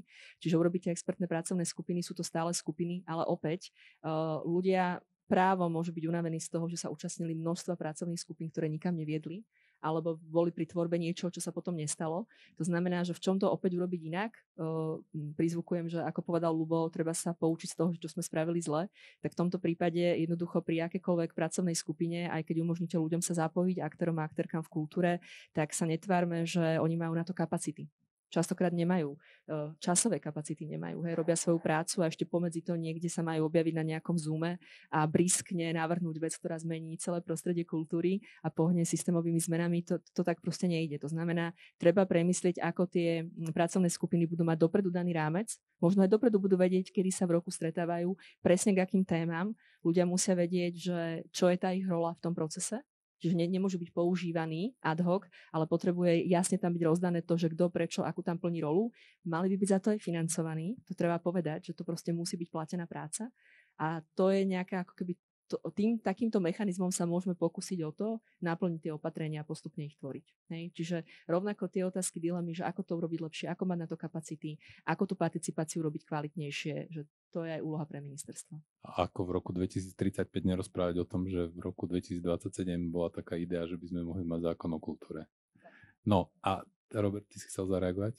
Ja som chcel len poznamenať to, že ja vlastne všetky tie aktivity, ktoré teraz ministerstvo robí, aj to nevnímam v kontexte toho, že to je úradnícka vláda, ja to vnímam v tom kontexte, že bola schválená stratégia, bola vypracovaná za predchádzajúcej ministerky, ale pre mňa to nie je dôležité, lebo vlastne iba ide o nadväzujúce aktivity na tú stratégiu, a práve sa musí rozbehnúť tá implementácia. Pritom nie je dôležité, že kto je minister, ale je dôležitejšie, že práve tá participácia, to, že vlastne aktéri z toho prostredia sa za to postavia, respektíve majú o tom vedomosť, sú s tým nejako stotožnení a budú žiadať to odpočtovanie tých úloh z tej stratégie. To je jediná cesta. Bez toho to naozaj zostane na papieri a môže kľudne zostať na papieri, keď to niekomu bude tak vyhovovať. Áno, to sú mantinely, ako keby myslím, že už máme jasné, že čo sa by mohli nejaké scenáre stať v rámci tejto strany. Keď sa k tomu vrátime k tej téme dnešného večera, tak naznačili sme to tu už, že je tu ako keby nejaká šanca dostať do toho systému ešte nejaký iný typ zdrojov, iný typ podpory. Toto ma vlastne zaujíma v rámci toho sponzorského zákona, že vo chvíli, alebo teda zákona o kultúre, ktorý pomôže ako keby otvoriť to prostredie aj ľuďom, ktorí tú kultúru by chceli podporiť, ale momentálne narážajú na niečo v podstate podobné, asi ako narážali žiadatelia na nejaký typ ako keby prekážok, ktoré ich v konečnom dôsledku odradia od toho použiť tie peniaze takým spôsobom, či už ide o firmy alebo nejakých individuálnych partnerov, darcov. Čiže keď si to skúsime tak nastaviť idealisticky, utopicky, ono vlastne v tej chvíli, keby bol zákon o kultúre, tak sa ako keby máme si predstaviť čo zo strany FPU. Že bude tam zrazu ako keby v duchu dnešného večera témy, bude to nástroj primárny podpory tej tzv. Nezriaďovanej, ktorú už dúfam, možno nebudeme vtedy používať tie delenia a bude ako keby tam tí ostatní budú mať ako keby šancu hľadať tú podporu inde a už budú mať tie možnosti preto, alebo ako? Ako v kontexte toho sponzoringu, tak to nezmení nejako rolu FPU alebo systém podpory. Môže to umožniť kvalitnejšiu realizáciu tých projektov, pretože budú dostupné iné zdroje. Ako v podstate už teraz sú projekty, bez ohľadu na to, že nemáme zákon o sponzoringu a že to nie je nejako formalizované, tak sú projekty, ktoré majú súkromné zdroje na svoju realizáciu a nemusí ísť nutne o nejaké komerčné alebo veľké podujatia, vôbec nie. A pri ich hodnotení vlastne je to plus, že majú takéto zdroje a tým pádom ako získavajú aj väčšiu dôveru možno u hodnotiacich komisí. Ale ten ako iný efekt toho sponzoringu nevidím zatiaľ. A teda takto, nemyslím si, že ten samotný zákon o sponzoringu alebo jeho úprava nejaká formalizovaná, že radikálne zmení používanie alebo množstvo súkromných zdrojov, ktoré sú v slovenskej kultúre. Ja by som dokonca chcela povedať, že pozor, že nemajme falošné očakávania od sponzoringu. Že my nevieme, ako bude fungovať prostredie kultúry. Je to špecifické prostredie. V športe prvé 3 roky po zavedení vôbec nefungoval. Čiže nič nepriniesol. A potom začali prvé sponzorské zmluvy s fyzickými osobami, ja viem, Petra Vlhová. Čiže to je niečo, čo my nemôžeme v tejto chvíli povedať, že to bude výrazný doplnkový zdroj podpory, že priniesie súkromné financie do prostredia kultúry, pretože sme ho ešte nemáme a nevyskúšali sme to. Ja viem, že sa po ňom 25 rokov volá a pomaly nie je stratégia alebo nejaká analýza, aj kvalitná, ktorá na záver v tom sumáre proste spomenie, že no a chýba nám tu ten sponzoring, čiže my potom tak voláme všetci, ale jednak Zatiaľ nemáme zadefinovanú tú presnú podobu, kto bude príjemca, ale v tom návrhu bude určite, že to môžu byť aj zriaďované organizácie, aj nezriaďované. Čiže nedelme to tak, že teraz tie nezriaďované by to mali ako nejakú možnosť doplnkového financovania.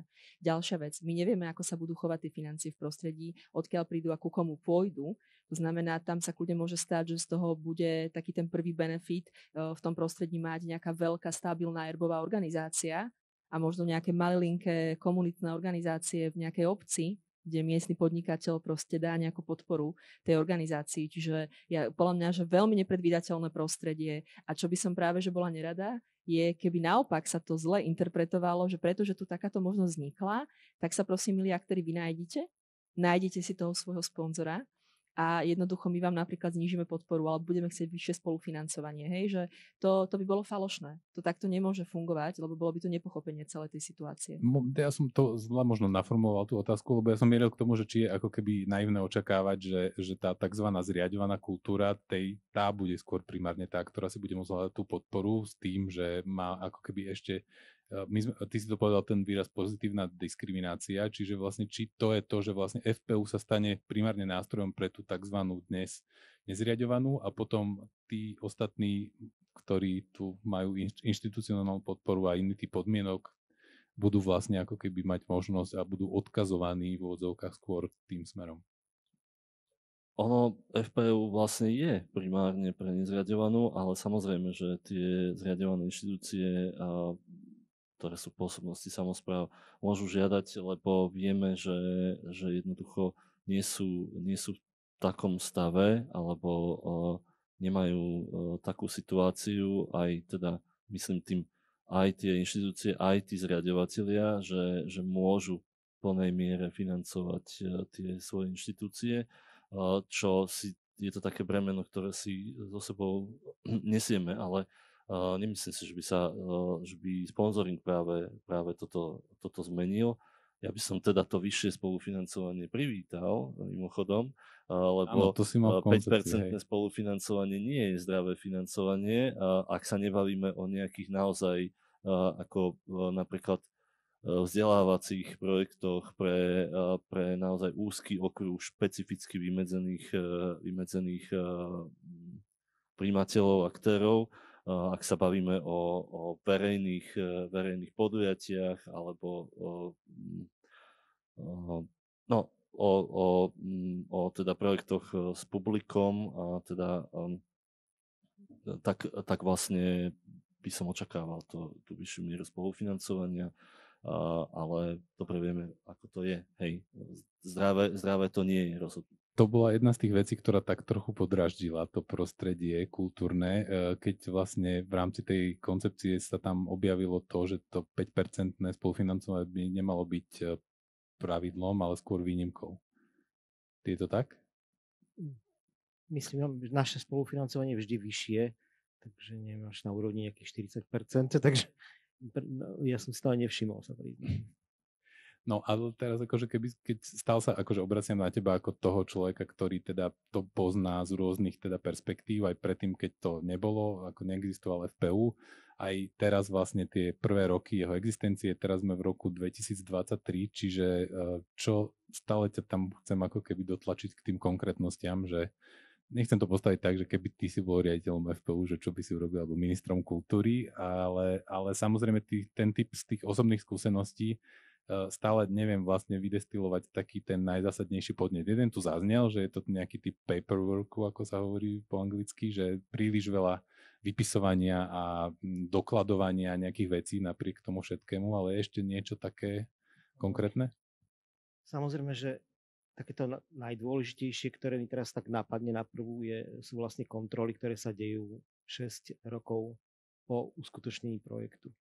A viem, že teda moje projekty, myslím si, že všetky sú v poriadku a aj tie kontroly prebiehajú v poriadku, ale viem, že mnohí žiadatelia sú z toho úplne že vystresovaní, lebo po 6 rokoch dokladovať alebo zháňať nejakú letenku, ktorú už tam doložil kedysi a teraz tam nie je, tak to ani nie je možné. A že sú veľmi často dostávaní do situácie, že vrátiť celú dotáciu napriek tomu, že ten reálny výsledok sa uskutočnil.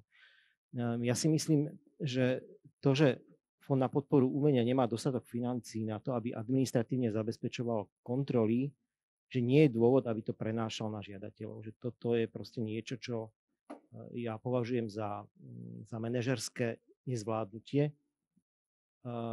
fungovania administratívy. To je niečo, čo my musíme robiť zo zákona. To nie je na rozhodnutí nikoho z nás jednoducho. Ja si myslím, že to je veľmi podobné ako s tými 20 miliónmi. V zákone je napísané, že to je minimálna suma. A ja sa pýtam, akým spôsobom sa vedenie fondu za tie roky, ako sa mu podarilo, akým spôsobom sa snažilo získať viac financií z rozpočtu. A to si myslím. Ja sa pýtam, akým spôsobom sa aktéri z prostredia snažili o navýšenie tejto sumy. Napríklad my sme apelovali na poslancov a mediálneho a kultúrneho výboru. Z tohto výboru išlo odporúčanie ministerke kultúry, aby navýšila všetkým fondom peniaze. Čiže snažili sme sa, výsledok dokonca aj bol, takže odpoveď je veľmi jasná. Čo sa týka kontrol, ja nie som odborník na to, ale viem, že výklad zákona a negociácia podmienok sa stále dá. Neviem, v akej miere, to nechcem teraz tvrdiť, musel by som sa tomu chvíľu venovať, aby som vám vedel presne odpovedať, ale myslím si, že tam boli v prípade fondu boli aj iné prípady, napríklad asi Darina Károva to bude vedieť presne povedať, keďže to bola jej téma de minimis a akým spôsobom sa s tým fond nevysporiadal, napriek tomu, že táto téma, iné subjekty sa s tým vysporiadali, napríklad samosprávy. Že takýchto vecí je pomerne dosť. Čo viac povedať k tomu ešte? Seboreflexia.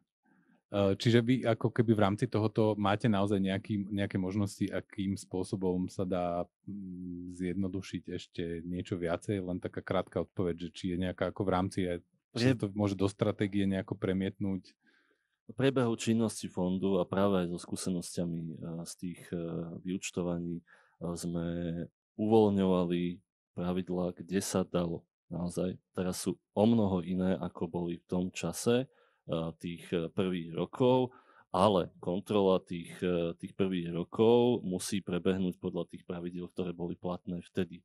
To nevieme obísť nejakým spôsobom. Veľa vecí, najmä obsahových, sa dá akceptovať dodatočne, zmeny napríklad. To sa deje naozaj masívne vo veľkom množstve. Čo sa týka tých konkrétnych výdavkov a tých toho presného rozdelenia tých financií a doloženia ich dokladmi, tak tam jednoducho nemáme inú možnosť. Keď tam niečo chýba, tak to musíme dožiadať. Nemáme inú možnosť. A zase ako hovoriť o tom, že niekto dal letenku a teraz ju pýtame znovu, prečo by sme to pre Boha robili? Ja tomu nerozumiem, že prečo by to niekto robil. A my sme prví, ktorí by sme chceli zmeny v tomto. Ma to zaujímalo. Hej, a ešte jednu vec. Máme aj vyúčtovania, ktoré sú v poriadku. Na prvú. To znamená, že niekto si zobral tú príručku pre vyúčtovanie, išiel podľa toho a spravil to dobre a je to v poriadku. Nie je tam žiadna výhrada, je to vybavená vec. Ale samozrejme, ja si uvedomujem, že to, že meškáme s tou kontrolou, je v prvom rade náš problém. Je to problém s kapacitami. My to komunikujeme dlhodobo, je to problém s kapacitami. Ja vám to môžem opísať presne, ako to je, kto má na to kedy čas a nemá. A stále sme v tom stave, napriek tomu, že máme viac zamestnancov ako pred, dajme tomu, 5 rokmi, tak stále sme v tom stave, že pribúda viac vyúčtovaní, ako ich odbúda, pretože nemáme na to personálne kapacity. Aby som bol veľmi rád, aby sme prišli do štádia, že do roka máme skontrolované vyúčtovanie projektu. do roka od jeho podania. To by bolo super. Bolo by to super hlavne, nie len, ale pre mňa hlavne kvôli tomu, aby sme mali tie aktuálne informácie, s ktorými vieme pracovať, s ktorými vedia pracovať odborné komisie. Pretože pre mňa, keď pozriem sa na vecné vyhodnotenie projektu spred 5 rokov a zistím, že tam je nejaký problém alebo niečo závažné sa tam udialo, tak pre mňa to nie je už relevantná informácia pre rok 2023. Ale ako naozaj sa snažili sme sa, pracovali sme na tom, aby sme tie procesy zefektívnili, už ich nevieme oveľa viac zefektívniť na to, aby sme ten dlh, ten skos odbúrali oveľa viac. A čo sa týka toho, čo chceme ako keby dodatočne, my to nechceme dodatočne. My sme to chceli vždy, len to tam nebolo. Nechcem ísť do podrobností a nevyťahovať nejaké príklady, ale poznám niekoľko prípadov, kedy si dotyčný subjekt musel zobrať právnika a na základe vlastne potom konania právnika fond stiahol všetky obvinenia, nazvime to takto, a ustúpil. Nehovorme prosím vás o obviňovaní. Áno, to žiadne obvinenia v tomto procese nie sú. Dobre, žiadne obvinenia. Nazvime to kontroly. Nazviem to výhrady, akože toto nechcem, aby sa stal odpočet činností, hej, teraz úplne z jednotlivých žiadostí, akože revízie, lebo to je niečo, čo by sme, ako keď sa chceme vrátiť k tomu, že ako by sa to dalo zmeniť, to už Zuzana povedala, že vlastne jeden z tých návrhov, alebo teda k tomu konkrétnych krokov mierí k tomu, aby sa navýšil aj rozpočet fondu na jeho vlastnú činnosť, čo by ako umožnilo ako keby rozšíriť počet zamestnancov, alebo minimálne ako keby odbremeniť to, čo sa ukázalo naozaj, že strašne veľa, aj tá pandémia bol zase bod nesystémový, ešte ďalší, ktorý spôsobil, že fond zrazu bol postavený do úlohy prvého ako keby toho nárazníka, ktorý má sanovať tú kultúru.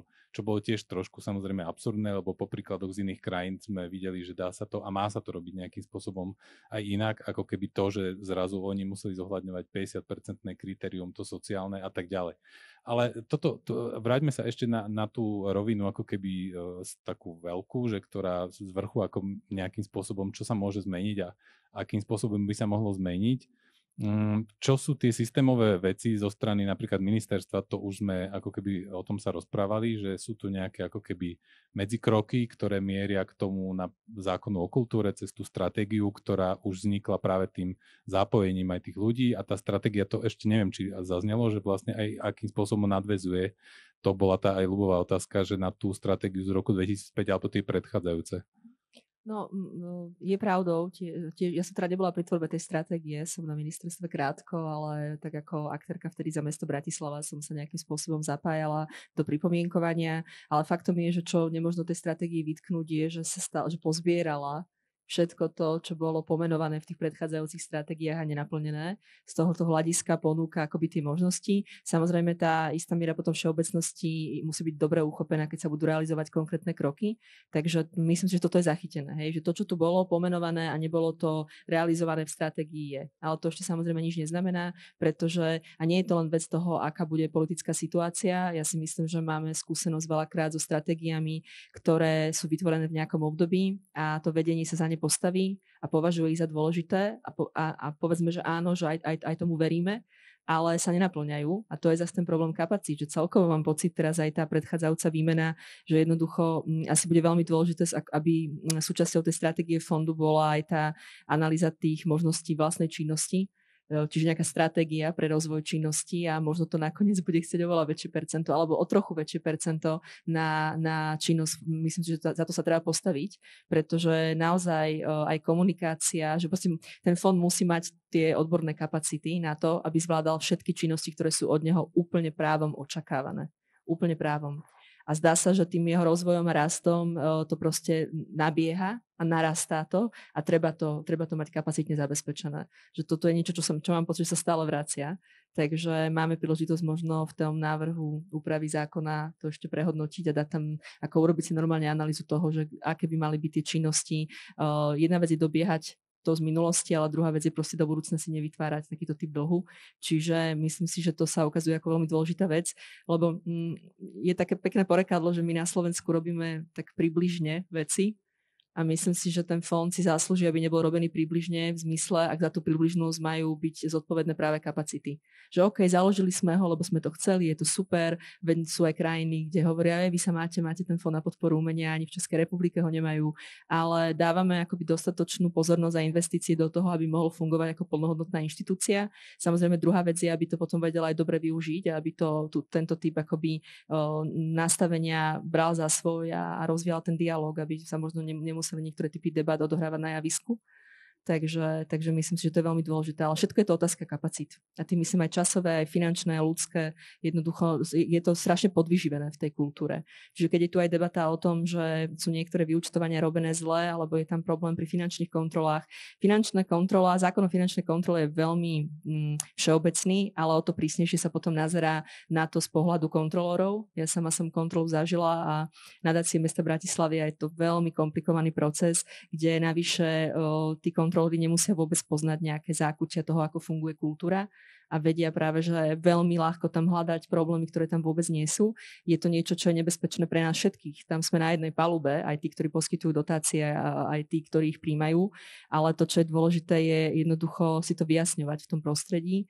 Takže a tu opäť platí, že aj tie organizácie, ktoré čerpajú podporu z Fondu na podporu umenia, zase veľakrát nie sú kapacitne vybavené na to, aby vedeli robiť kvalitné vyúčtovania. Veľakrát to môže byť v jednej osobe všetko, že sa stretne. To je ďalšia vec, ďalšia z tých činností fondu, ktoré by sme sami chceli robiť, že teda nejakým spôsobom školiť tých ľudí v tomto, aby tie chyby neopakovali, a teda aj zdôvodňovať, prečo toto takto musí byť, prečo takto. Robíme to obmedzene, veľmi obmedzene, oveľa menej, ako by sme mali, ako by sa žiadalo, len zase to naráža na tie kapacity. Znie to ako výhovorka, ale skutočne to tak nie je. No. Je to tak. Ale prepáč, prerušil som. Nie, že úplný súhlas, ale že tam tiež platí, že tí aktéri musia vedieť, že majú nejakého človeka na to určeného, ktorý má nejaký príjem, nejakú mzdu a nebude to fluktuant, hej, alebo že to nie je, že ten samotný štatutár je ešte aj výkonný umelec a ešte si príde aj strihnúť nejaké školenie, lebo to je veľmi časté v nezriaďovanej kultúre, hej, že jednoducho ste exploatovaní tým, že robíte naraz viacero činností a to je absolútne neudržateľné. Čiže je to vlastne taká pasca, že sa stále točíte v kruhu, čiže to prostredie potrebuje posilnenie.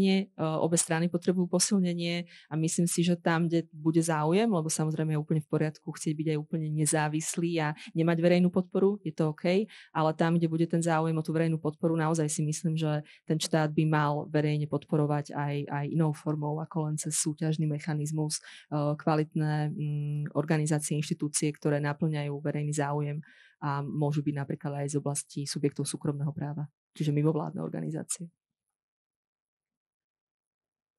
Máme tu otázku z pléna. Ja som chcel opýtať pána riaditeľa, aj Ľubo to bude vedieť asi, lebo ja tu nevyznám sa samozrejme v zákonoch, ale jak hľadám, tak nevidím, že by v tom zákone bolo napísané, že sme povinni spracovať aktualizovaný rozpočet. Podľa mňa tu si vymyslel nejaký šikovný úradník a práve, aby nás mohol šikanovať. Lebo predtým bol systém ministerský, dotačný, kde neexistovala táto položka aktualizovaný rozpočet. Tam platilo, že sa nesmie prekročiť 20%, ale z predloženého rozpočtu ten bol automaticky schválený. A toto je bič, na základe ktorého som napríklad ja musel vrátiť 2226 eur chudákovi fondu na podporu umenia, ktorý má len 20 miliónov ročne. A vy hovoríte, že to je podľa zákona. Ja to tam nevidím, ale možno vy to tam vidíte. Ľubo, ja myslím, že aj keď sa o tých kontrolách hovorí, tam ten zákon nehovorí tak prísne, že tá kontrola musí byť taká prísna. Dokonca tam dáva možnosť, akože tie kontroly len robiť inak. Takže len to sa pýtam, že keď hovoria oni všetci, že to je v zákone, podľa mňa to tam není klamu. Rovno si treba klamu, lebo sú aj iné zákony, ako je doktrína legitímneho očakávania. Počuli ste. Ešte diskriminačný zákon. Tá doktrína legitímneho očakávania? No, to je taký európsky aj slovenský. Ktorý zákon také číslo vám nepoviem. Ale môžem to zistiť. Doktrína legitímneho očakávania. Prosím vás, keby ste mi to poslali. potom je zákon o antidiskriminačný zákon o hospodárskej súťaži. To sú zákony, ktoré vás nezaujímajú, samozrejme. Pardon. No nie, tak tá otázka teda nejakú mierí k tomu, čo sme tu ako keby trošku skloňovali, alebo ešte chceš na to zareagovať samostatne, čo sa týka k tým aktualizovanému rozpočtu? To bola otázka, lebo neviem teda teraz. Tak som to pochopil, no. Aktualizácia rozpočtu a výstupov sa robí preto, že keď dostanete nižšiu sumu, ako ste žiadali, tak máte možnosť si upraviť výstupy, to znamená znížiť ich rozsah a upraviť si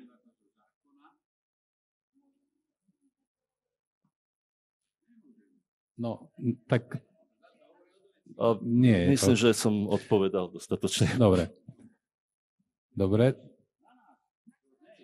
Teraz je to samozrejme ako, že dalo by sa ešte rozprávať o koncepčných veciach, typu, že sme na divadelnom festivale. Jedna vlastne z takých vecí bola ako keby súčasťou tvojho projektu, s ktorým si sa uchádzal o miesto riaditeľa. Aj teda to si to tam akcentoval, že tie reprízy sú ako keby, môžem to presne dohľadať, len teraz mierim vlastne k tomu, že tá podpora tam ako keby skončila pre niektorých s tou vetou, že reprízy sa nebudú podporovať, ale tam ide o tie nadväzujúce ako keby etapy, že to mňa zaujalo, že čo vlastne, alebo nadväzné, že projekty sa budú podporovať také, ktoré v prípade repríz ide o niečo, čo bude mať ako keby niečo ešte sprievodné.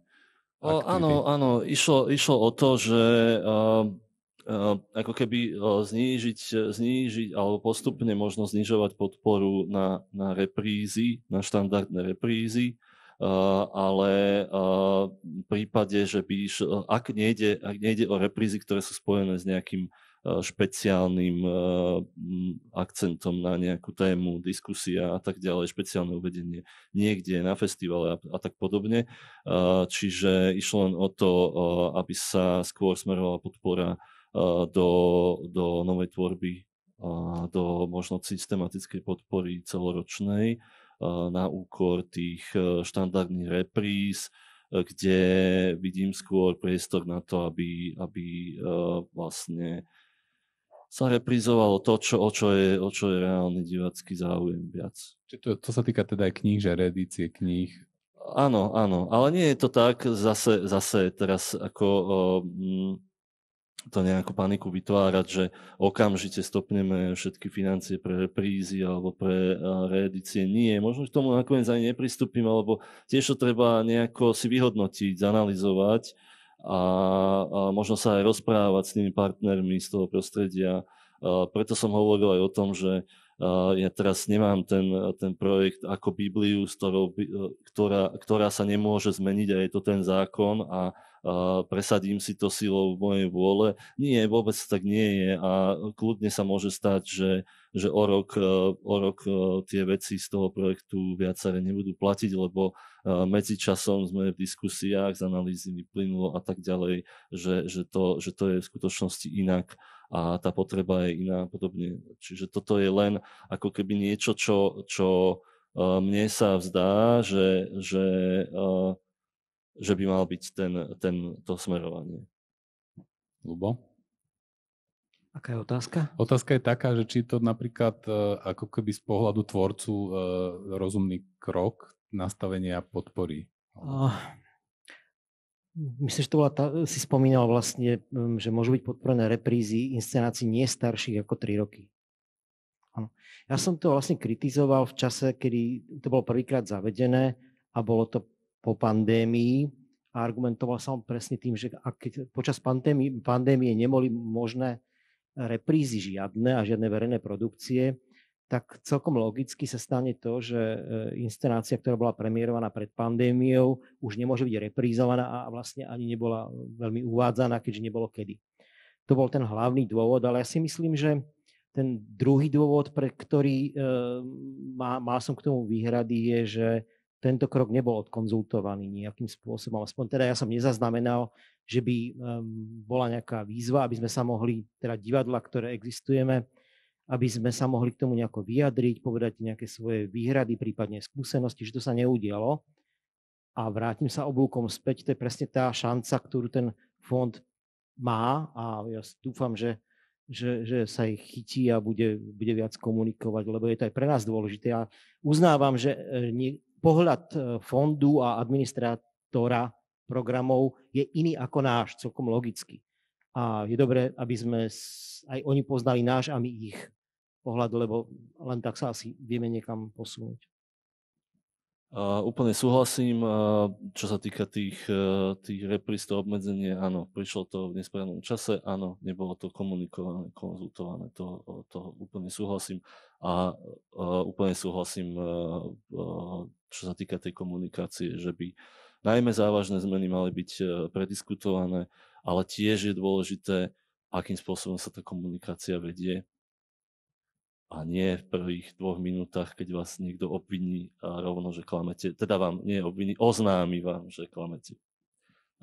Teda odkazujem tým na to, na vystúpenie pred chvíľou,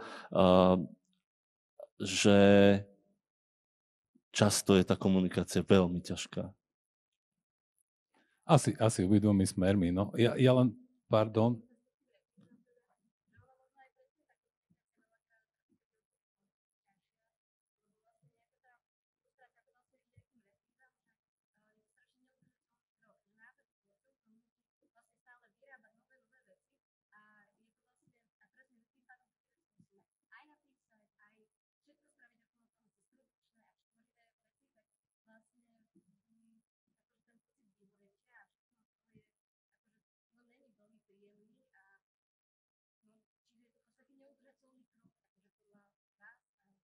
ale teda tá otázka, aby sme... Hej. Áno, ale idea toho je taká, aby sme nefinancovali reprízy niečoho, o čo nie je v skutočnosti záujem publika.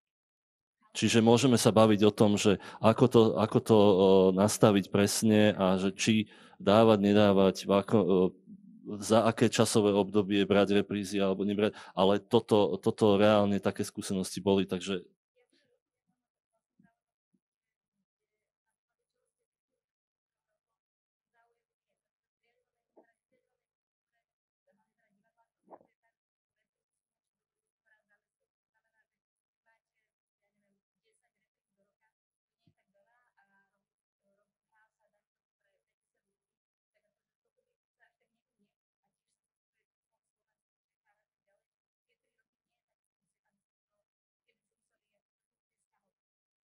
Ale tá práca s publikom, to by som sa trošku toho len úplne na záver chytil, lebo čas sa nám už naplnil a festival ešte pokračuje. A je to teda posledný bod, toto, keď sa bavíme o konkrétnostiach, práca s publikom ešte to by chcel také vlastne ako keby vysvetlenie, lebo to tiež vzbudilo mnohé ako keby očakávanie, zlé slovo, bol z toho taký trochu strach.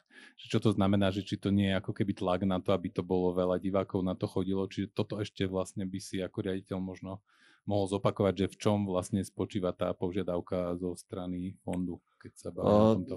Nie je to niečo, s čím by som ja nejako prišiel, veď ten akcent na tú prácu s publikom má fond niekoľko rokov, dokonca to bolo aj v rámci priorít, či už ako práca s publikom všeobecne, naposledy ako práca s tínedžerským publikom, ale ja to nevidím tak, že teraz ako, len aby bolo veľa divákov. Tam nejde o to, že veľa, ale ide o to využívať potenciál divácky, ktorý to má. Samozrejme, že niečo má divácky potenciál na športovú halu a niečo má divácky potenciál na 25 stoličiek, ale aby, keď je tam tých 25 stoličiek, aby boli obsadené, alebo aby aspoň teda bola snaha o to obsadenie tých stoličiek. Samozrejme, že nikdy sa to nedá úplne ovplyvniť, že teraz či prídu alebo neprídu ľudia. Je to podobné ako s tými reprízami, že pokiaľ naozaj nie je o niečo záujem, tak prečo to financovať a financovať z verejných zdrojov, no, a robiť vlastne reprízy pre reprízy. Lebo aj reprízy sa dajú urobiť aj bez podpory, veď môže nás osloviť festival, zavolať do programu a tým pádom by ale ten festival mal zaplatiť tú produkciu. Jasné. Posledná reakcia ešte, Ľubo. Ja, to je taký príklad presne, že je celkom možné, že sú reprízy, ktoré nevypredajú celú sálu. Hej? Je to možné. Ale to je len jedna časť toho problému. Druhá časť je napríklad trvalá udržateľnosť a to je vlastne, je to priamo v zákone FPU, je to poslaním fondu vytvárať podmienky na trvalú udržateľnosť umeleckej tvorby. Trvalá udržateľnosť znamená, že nejaký subjekt vznikne, existuje niekoľko rokov, buduje si napríklad v prípade divadla repertoár a hráva predstavenia nie 3 roky, ale hráva ich možno aj 5, na to chodia ľudia. My sme hrali predstavenie Umriská Zdochni, sme hrali, ja neviem, 12 rokov, 15 a ľudia na to chodí stále. A rozumiem aj argumentu, že ak je úspešné predstavenie, tak si pravdepodobne na seba šťastie vie asi aj zarobiť. Áno. Ale ja skôr smerujem tú problematiku smerom k súborom, ktoré vznikajú a ktoré si vytvárajú dramaturgiu. A to je proste niečo, nie je jednoduché. Nie je jednoduché založiť na Slovensku divadlo a udržať ho 20-30 rokov. To je naozaj, to sú výnimky. A kamenné príspevkové organizácie, štátne divadlá tento problém nemajú, pretože oni nedostávajú na reprízy od fondu, ale vlastne súťažíme o toho istého diváka a vytvárame niečo podobné. Čiže uvažovať v kontexte viacerých pohľadov na ten problém je to veľmi dôležité. Ja rozumiem úmyslu, viem ho možno aj logicky pochopiť, ale je tam množstvo ďalších vecí, s ktorými to súvisí, takéto rozhodnutia. Toto, keď absentuje táto výmena informácií, môže sa stať niečo podobné ako so študentami, ktorých ste vyhodili z možnosti uchádzať sa o granty. A už sa to teraz vrátilo späť. Ja sám som to pripomienkoval. Nevrátilo sa to? Tak ja som to pripomienkoval, žiadal som, aby sa to zrušilo, toto obmedzenie. Ja si dokonca myslím, že to je protiústavné, ale nie som ústavný právnik. Pretože vlastne pracujete s tým, že je možné, že nejaký študent dostane grant na nejaký projekt, ktorý použije aj v škole. Je to možné, ale diskriminujete ostatných, ktorí to neurobia.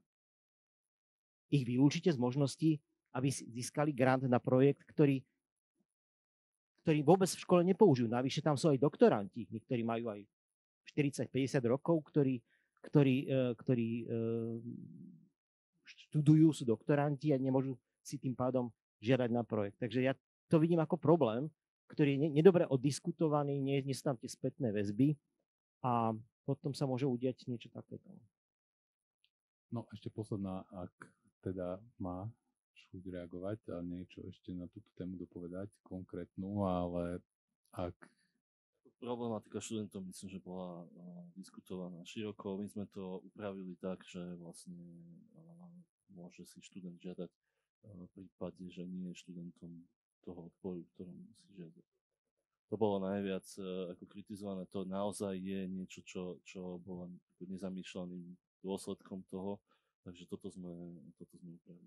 No, čiže vlastne skončili sme v takej neformálnej pracovnej skupine, ktorá už rieši ako keby tie konkrétne prípady, ale teda myslím, že aj dnešný večer bol príkladom toho, že je ako keby o čom diskutovať a teda dúfam, že riaditeľ FPU neoľutoval, že nie, že prišiel na dnešnú debatu, ale že teda sa podujal byť tým riaditeľom FPU a že zoberie to ako keby za svoju tú agendu a že ten dialog bude prúdiť všetkými smermi, aj inštitucionálne, aj z vrchu, aj z toho prostredia, lebo máte naozaj tú ako keby nevýhodu v tom, že momentálne je to primárny nástroj podpory tej nezriaďovanej nezávislej kultúry, čiže logicky už aj po tých 8 rokoch tie očakávania samozrejme niektoré sú na mieste, lebo niektoré veci, keď sa reťazia a opakujú tie problémy, tak je logické, že už človek proste potrebuje niečo iné riešiť. No.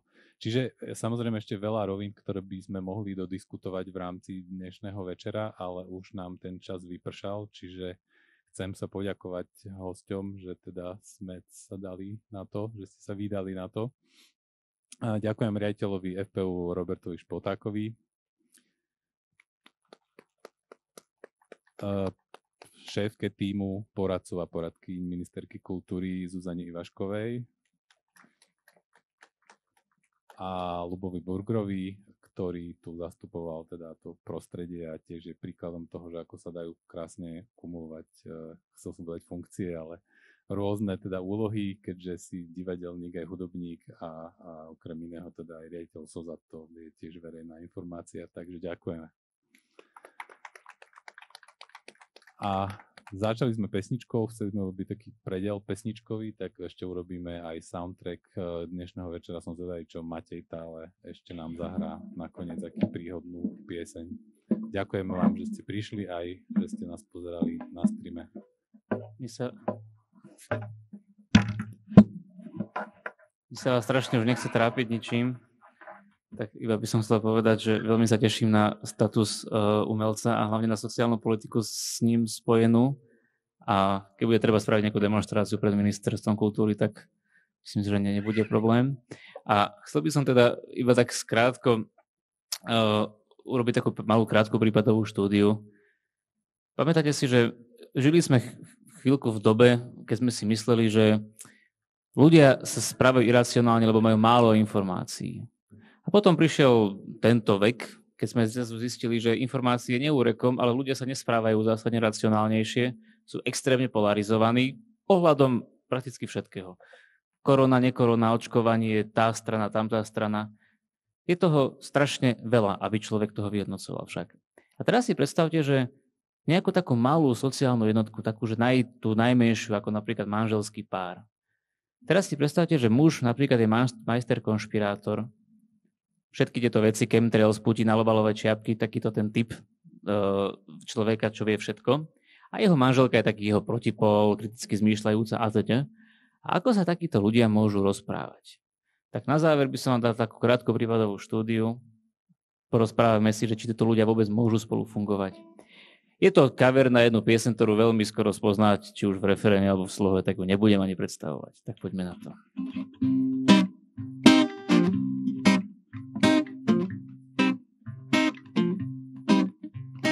Nehas, čo ťa nepáli, a keď páli, tak nech poriadne. Poď ho do manželskej poradne, do poradne. Medzi nami sedí arbiter, pol hodina za liter, ale keď to dobre dopadne, čert to ber. Porozprávajte nám, prosím, čo vám prekáža na vašom manželovi. Pýta sa, že aký vek má zem a odkiaľ premiér peniaze, aký vplyv má THC na mládež. A kto sa chystá na prevrat, čo sponzoruje veľký brat. A keď nás nezabije hlad, tak džihad. O, Saňo, čo máme málo starostí, starostí. O, Saňo, čo máme málo starostí, starostí. No a Saňo samozrejme nevynechal možnosť vyjadriť sa k svojej osobe na tomto fóre. Budeš mi raz závidieť, keď sa presťahujem na vidiek, ďaleko od úchylov a kuriev. Tam budeme žiť v bezpečí, ako v prvom storočí. Nenechám, aby mi decko vzal kuriér. O, Saňo, nebýval si takýto, takýto. O, Saňo, nebýval si takýto, takýto. O, Saňo, čo máme málo starostí, starostí. O, Saňo, ďakujem krásne. Matej Tále, veľmi pekne ďakujem za pozornosť. A za pozvanie.